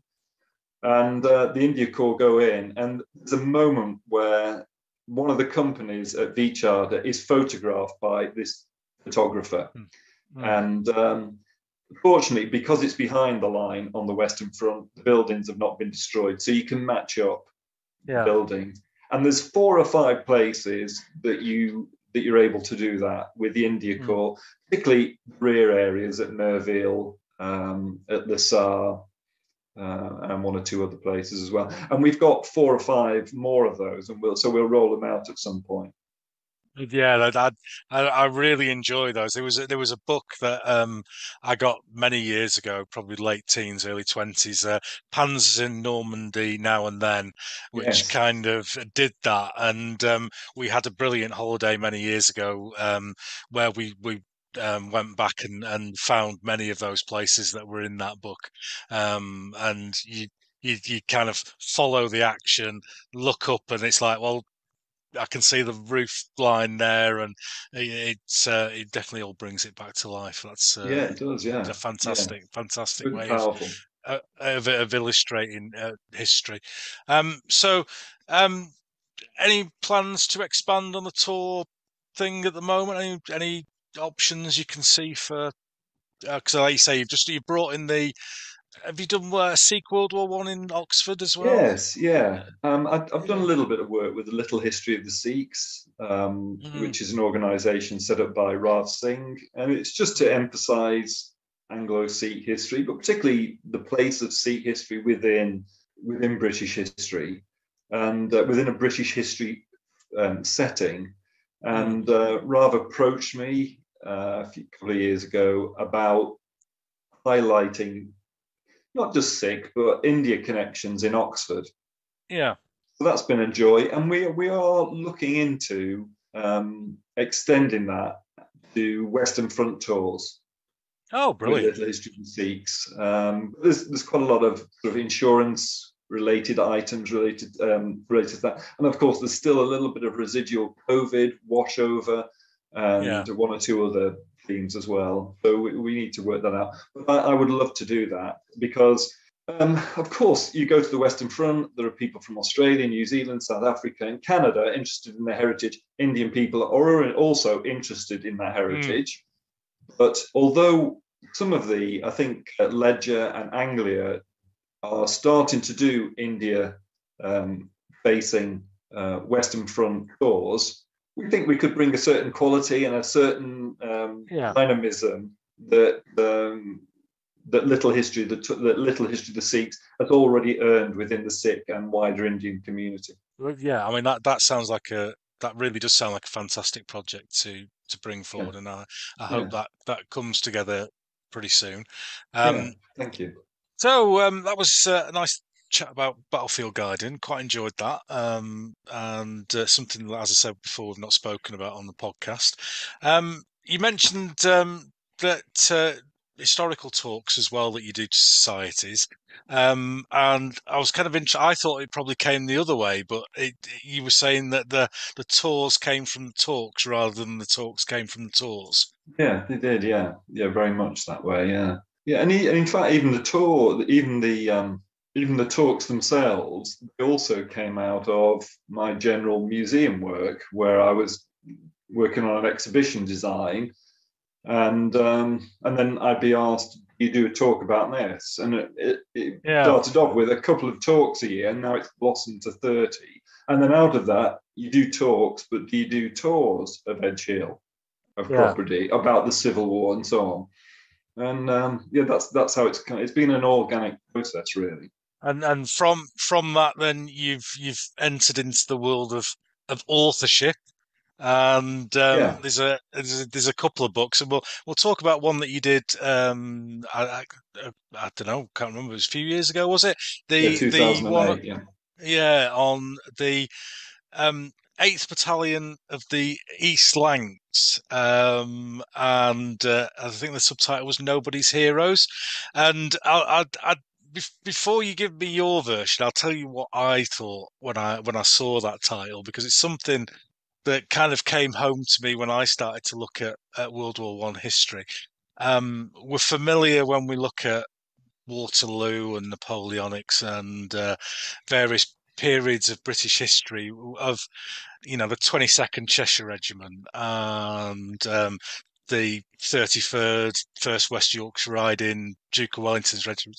These the Buffs and the Kents and all these famous regiments. But then we get to World War One, and the massive uplift in manpower required for the battles. We get these units that appear, and the 28th Cheshire Machine Gun Battalion and all of these sorts of things. So when I read that title, that's what kind of brought to my mind was this battalion that had never existed before and had no unit history and no silver service in the officers' mess that had come from India, and the sort of things that those regiments have. So was that what was behind that title, or where did that title come from? Yeah, that's a really good summary, Ken, of that title. It was and in fact it was a very short-lived battalion. I'll say a bit about the background in a minute, but it was formed in October 1914 as part of K4, 4th Kitchener's Army. Yeah. And it was disbanded as part of Haig's reorganisation of the British Army in February of 18. So it lived really for 3.5 years. And it was essentially three types of British battalions: the regulars, territorials, and this is a classic Kitchener battalion formed the duration of the war, really, and thereafter it disappears altogether. And it came about because my great uncle, my grandfather's brother, was killed at Loos in 1917, not for the main battle, the famous battle, but eighth had gone out of the line on that day that he was killed, 27th of February 17, and he was on brigade duty as a sergeant, and he was killed directing barbed wire by machine gun fire. In 1983, I spoke to his sister, who had been born in 1895, 2 years after John Barker. Yeah.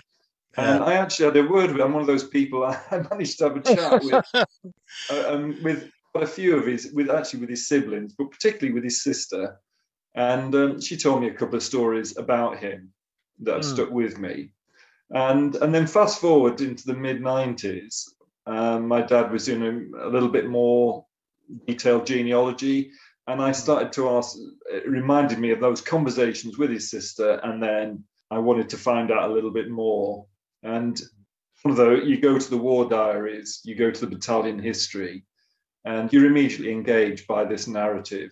Again, going back to when I was a child, because your family member is connected into this worldwide conflagration that you know about and everybody knows about, and it's your instant connection into it. And on the back of that, I went to Fulwood Barracks at Preston, and I was told really that there'd not much there about him. And in fact, I had 10 questions. As you know, I'm a bit of a planner, Ken. I took 10 questions, and in my mid-20s, whatever age I was, and I think the answer that came back was, actually, we don't have anything of those. And the answer was, actually, that wasn't right. There was quite a lot of material in the archive, and I really after university, I really cut my teeth on military heritage, researching the 8th East Lang, and it was a great foundation on which to build. And as a result of that, because it was a battalion, exactly as you made clear in your introduction to this section, it was a battalion with little heritage, with no poets, with nobody of any note in the battalion. That was a real driver to find out more. So we decided. I met a chap called Chris Boardman, whose grandfather had also fought with the battalion. And we both fed off each other, our enthusiasm and interest. And we started to write letters to and emails at that time to the local Lancashire papers and Greater Manchester papers. In fact, about 20 odd of them. And we also went on radio. And as a result of that, fast forward, I became in touch with over 140 relatives of the 8th Battalion. And that provided 3/4 of the archive for the book, because it's that old cliche, information, the information is out there with just some of their families. And in some cases, even if it wasn't 8th East Lancs related, it might have been related in one or two cases to some of the sister battalions that made up the 112th Brigade. Quite a few of their families got in touch as well, because they had the same experience in the line. Yeah. And was it somehow easier to research because it wasn't a huge, 200 or 300 year history of a regiment? It was that confined space of time that you were focusing in on. Did that make it somewhat easier? Yeah, that's such a good point. Yes, I now know relatively it was easier because it was a blank canvas. So you can follow your own avenues of thought. You've not got any preconceptions. I'm a big believer in, if you're doing historical research, you don't have any preconceptions. You go back to the history and you start there. Yeah. No matter what you've heard or read or interpretations, you start in the past. You don't use the benefit of hindsight. You start in the past and you follow the evidence wherever the evidence goes. And that was exactly what we did with that book. Yeah, where it led to was absolutely fascinating. And we just squeezed the life out of anything that added to the story. Yeah. We included in that book. And what I'm most proud about it now, it sold almost 4,000 copies. Wow. What I'm most proud about it is the fact that there are one or two things that have turned up since 2008 in publication. It still holds up because of we were very thorough, and we just explored every avenue possible. Yeah, and I just think it's brilliant that one of those battalions that are so easily forgotten is remembered in that book, and such a great thing for the families of those people, and also for the the wider people who are thinking, God, I'll never find anything about the 66 Manchester Battalion or something like that. That information is out there and is available to get. So is that book still available, Stephen? Is it? Who would it? It's thanks to modern publishing practices, Amazon constantly says very few available, but more coming soon. But it means it's print on demand. And of course, you can get inexpensive copies. But the other thing that I'm pretty proud about, just to tell you about this, is that when I approached the publisher in 2008, lovely lady who was very supportive overall, I said to her, I proposed the book to her, and she said, I'm not sure about this. And I talked about long-term First World War centenaries coming up, and the fact that no other battalion has got a history in the even in the 37th Division. And she said, "Oh, go on then, we'll do 500 of them." And the fact that it's gone up close to 4,000, that gives me huge amounts of pleasure, Ken. I was going to say, were you emailing that person and just No, saying, well, she was terribly supportive, Amy Rigg at History Press, terribly supportive. Yeah, she had the vision that the First World War centenary is coming up. So actually, maybe Steve's right. brilliant. Well, we'll move on now to your latest book, and I think it's just been released, if I'm It has, correct. And that's a really interesting story. It's called The Flying Sikh, and it's the story of a chap called Hardeep Singh Malik. And I was completely unaware of the story until I saw the book. So where did the sort of the germ or the spark for this book come from? Where did you first hear the story? I think it probably comes under the heading just linking back to like the Prussians. I'm always looking for the way I work, and I'll say a bit about that in a minute. For the way I work and the types of work that the types of project I'm working on. That I mentioned about, I took on the Prussian army, and that gave me a direction of travel in terms of researching something else which had a different interpretation, the meta narrative that I'd been used to, which was the British view of Waterloo. And so over the past 15 years, I've been an independent museum consultant, self-employed, and so I work on exhibition design, and I make funding applications for universities, museums, libraries, and archives. And as part of that, and particularly during the First World War centenary, and I was doing a lot of work. I worked on behalf of the Soldiers of Oxfordshire Museum at Woodstock. They were looking for First World War centenary exhibitions. And as part of that, and again, narrative has been a theme we've talked about today, and storytelling, I'm looking for stories which represent not just the Western Front and the views of the Western Front, but I'm also looking for stories which represent the less well-known front of the First World War. And you know personally yourself, your relative died in Mesopotamia, and you've got Salonika and East Africa and Gallipoli and so forth. So I was looking for other individual personal stories that told us something about those fronts. And once you get into that, you start getting into the story of India in the First World War. And the other part of that is that I'm looking much of my work was about representing local stories at a county level. So Oxfordshire, Buckinghamshire, Warwickshire, Northants, and so on. And when I started to research those, again, I was looking for individuals who story told something more about the sacrifices than just the Western Front. And I came across Hardeep Singh Malik in Oxfordshire, and mainly because he was associated with the University of Oxford and Balliol College.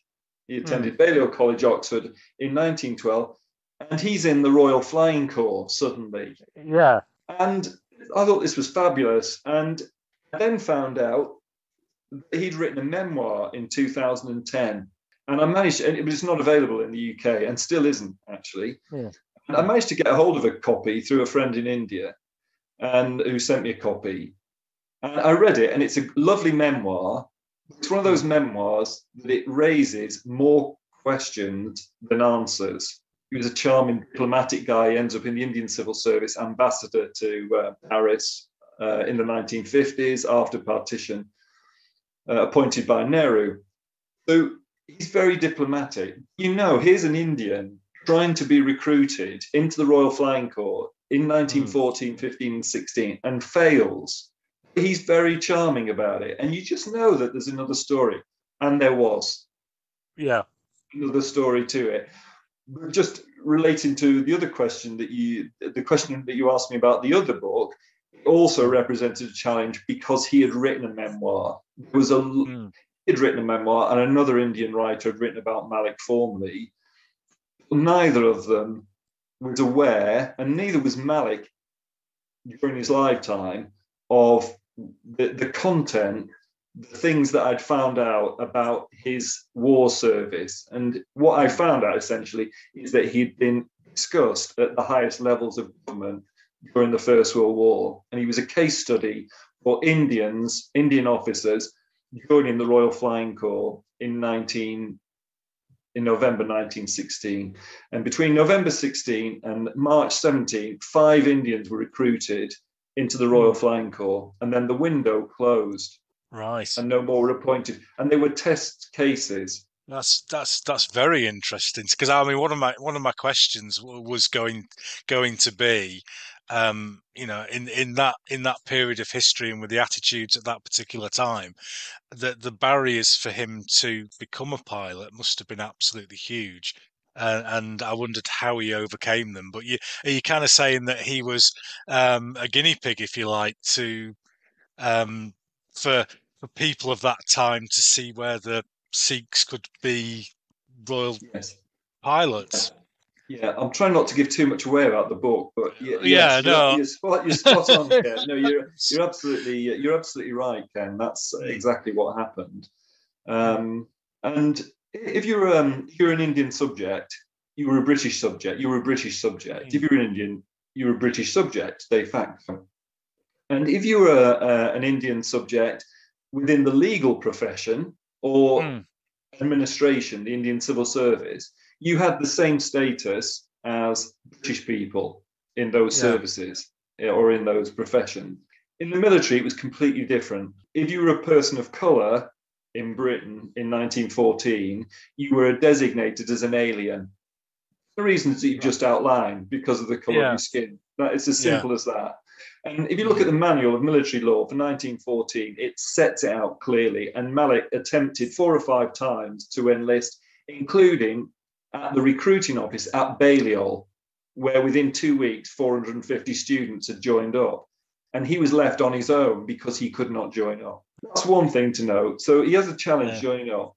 The reason that those 5 are selected is that in September of 1916, Trenchard, the head of the Royal Flying Corps, he writes to Asquith's Imperial War Cabinet and basically says, if you do not put greater effort behind the recruitment of pilots and navigators, we're going to lose the Battle of the Somme, because it's in the middle of the Battle of the Somme, September 16.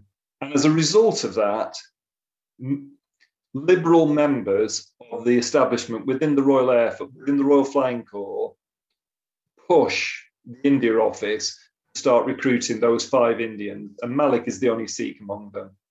And it's because Britain's running short of pilots. And in your research, did you find any sort of previous experience? Did he have any previous experience of flying? I mean, not just for him as an individual, but for anyone in those days. That, you know, was it just a case of anyone fancy being a pilot and people put their hands up? Yeah, that's such a good point. That is such a good point, Ken. Yeah, put your hand up. Yeah. Quite the number of Indians who come to Britain and then go to the United States, and of course that's where it's the cradle of flight in the United States with the Wright brothers and that. So as on the back of that, many flight-related institutions all over the United States offer flight training. A number of them go to the United States, not Malik. Not Malik. What Malik does is that because he can't be recruited into the armed forces, Britain's armed forces, through influential connections at Oxford, he's able to join the French Red Cross. And as a result of that, he goes to Cognac and he evacuates casualties at Cognac as an ambulance driver. The important point, though, is that he is he's designated and not as an officer, in inverted commas, of the French Red Cross. And he's therefore able to access the hospital where he's working, the officers' mess with other French officers. And 2 things happen at that point. You've got the famous French flying ace, Georges Guinemer, and Guinemer is in his pomp in the middle of 1916. And Malik is, with no interest before, none whatsoever, got no interest in flying. He's suddenly enamoured, like young blokes are. There's I like this guy. It's a craze. I'd like to be a flight commander. And the other part of this is that some of the other officers in the officers' mess, the French officers say, actually, we could probably get you into the French Air Force. the Aéronautique Militaire. And he writes back to his tutor at Oxford and says, actually, I'm going to join the French Air Force. The French are offering me that role. And I'm determined not to give too much away. But basically what happens is that the idea that one of Britain's allies would be offering a British subject a placement in its own armed forces when Britain was not able to was not going to take place. And and very high-ranking people at the India office and within the Royal Air Force make it happen. And he's given an interview and he's in, but it's only because that political change that I mentioned earlier. French are short pilots, and they're looking for Indians in a short window. Fascinating story. Yeah. And did he go on to do frontline service once he'd got into the? Yeah.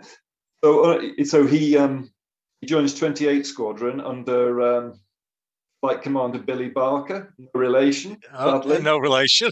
No, and of course Billy Barker. I will come to the point, but I just can't pass without mentioning more about Billy Barker. He's still to this day the most decorated Canadian. Just listen to this: MC and 2 bars, DSO and bar, BC. Wow! Right, that's a military heritage. And Malik joins Barker in 28 Squadron and go to Passchendaele, go to French Flanders in October of 1917, and Malik goes into combat on several days, and he claims 2 kills at Passchendaele, but he's shot down on the 26th. He thinks he believes that he's fighting Richthofen. It comes across in the book.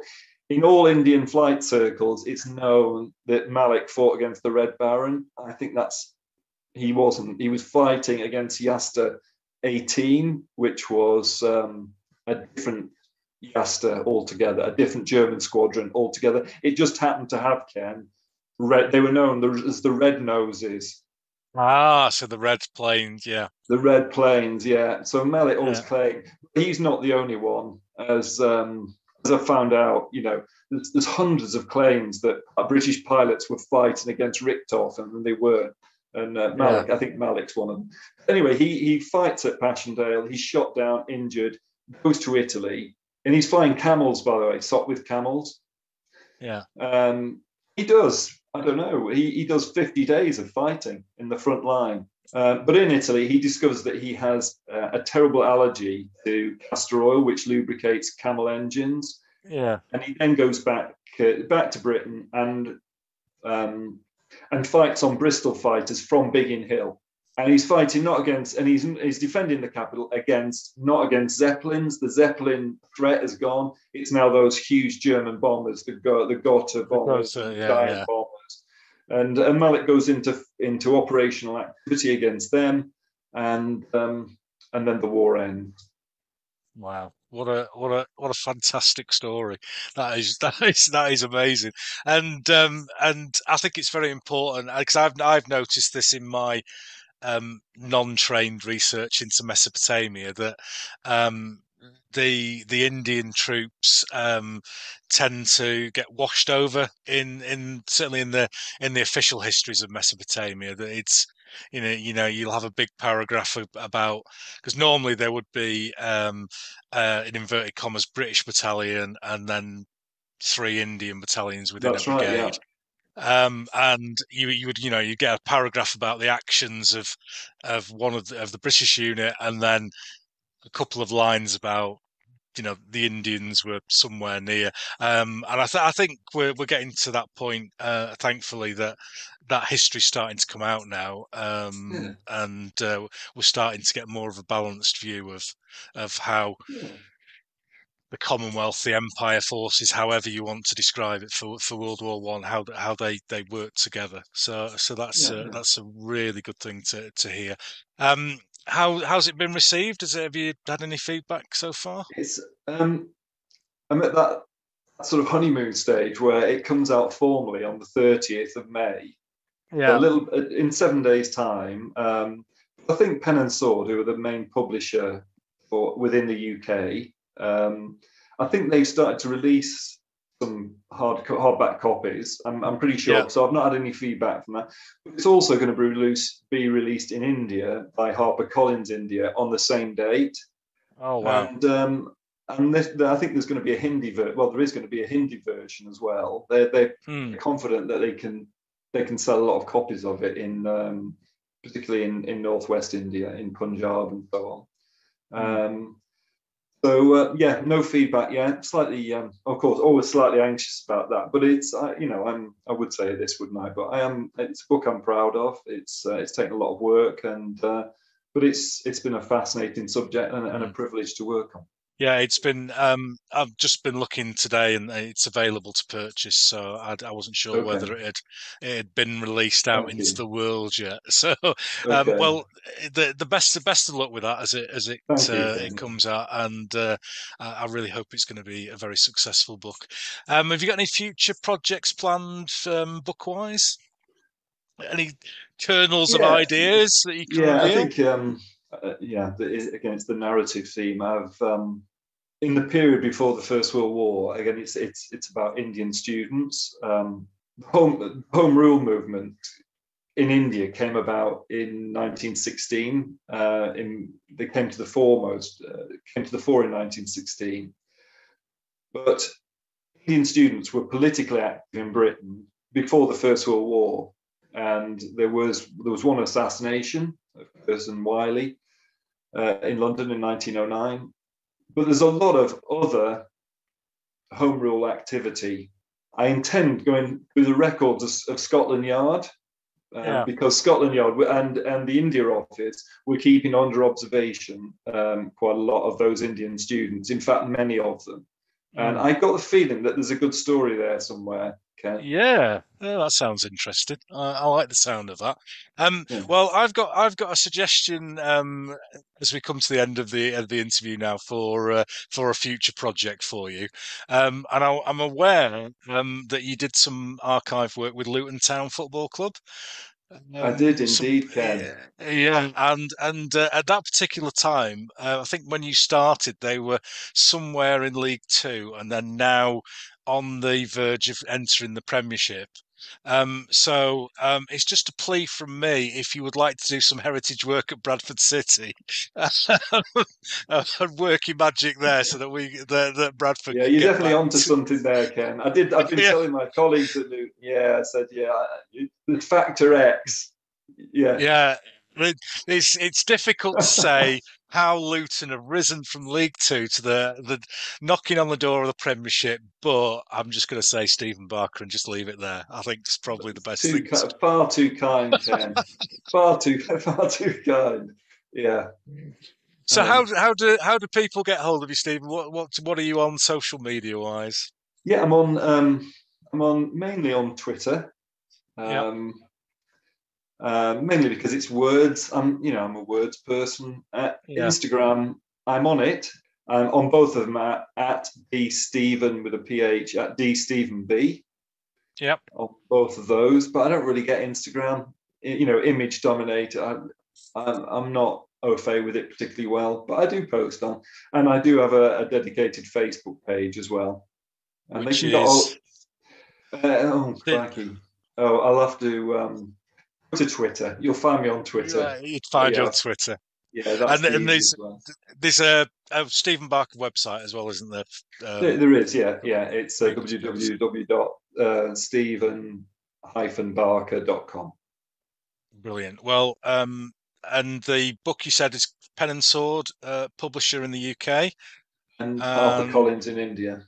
Yeah, and just for anyone listening, if our little snippets of chat about the plot of the book, it does sound absolutely superb. So if you just want to, if you just type in the Flying Sikh into Google, it will bring up lots of different options to purchase the book.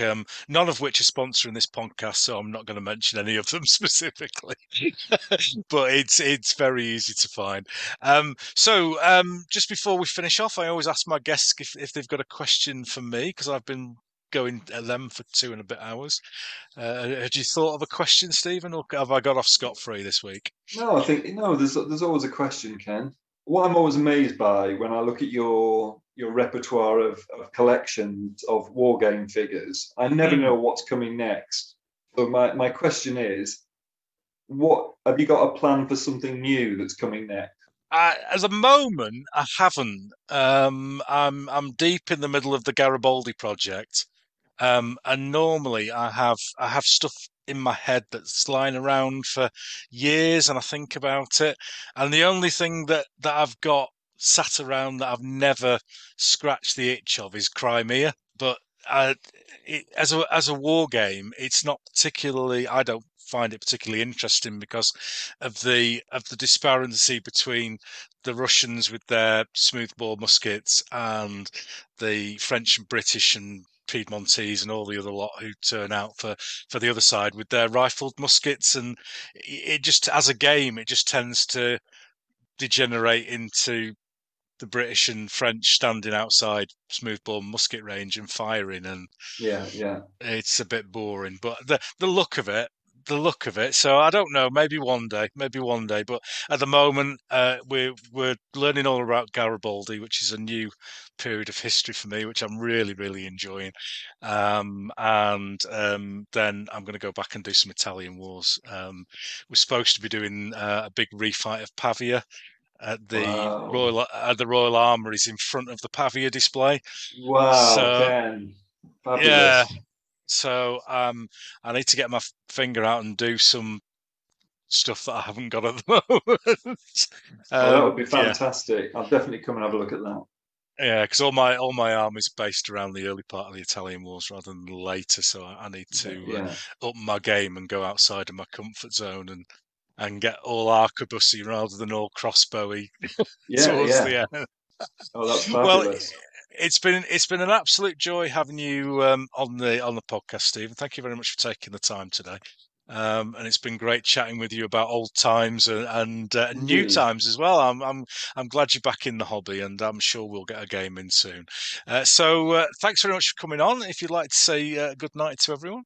I will. And thank you very much, Ken, for having me on. It's been a pleasure. Thank you very much. And I hope it's been of interest to all your listeners. I'm sure it will be. Well, thank you very much, everyone. Good night.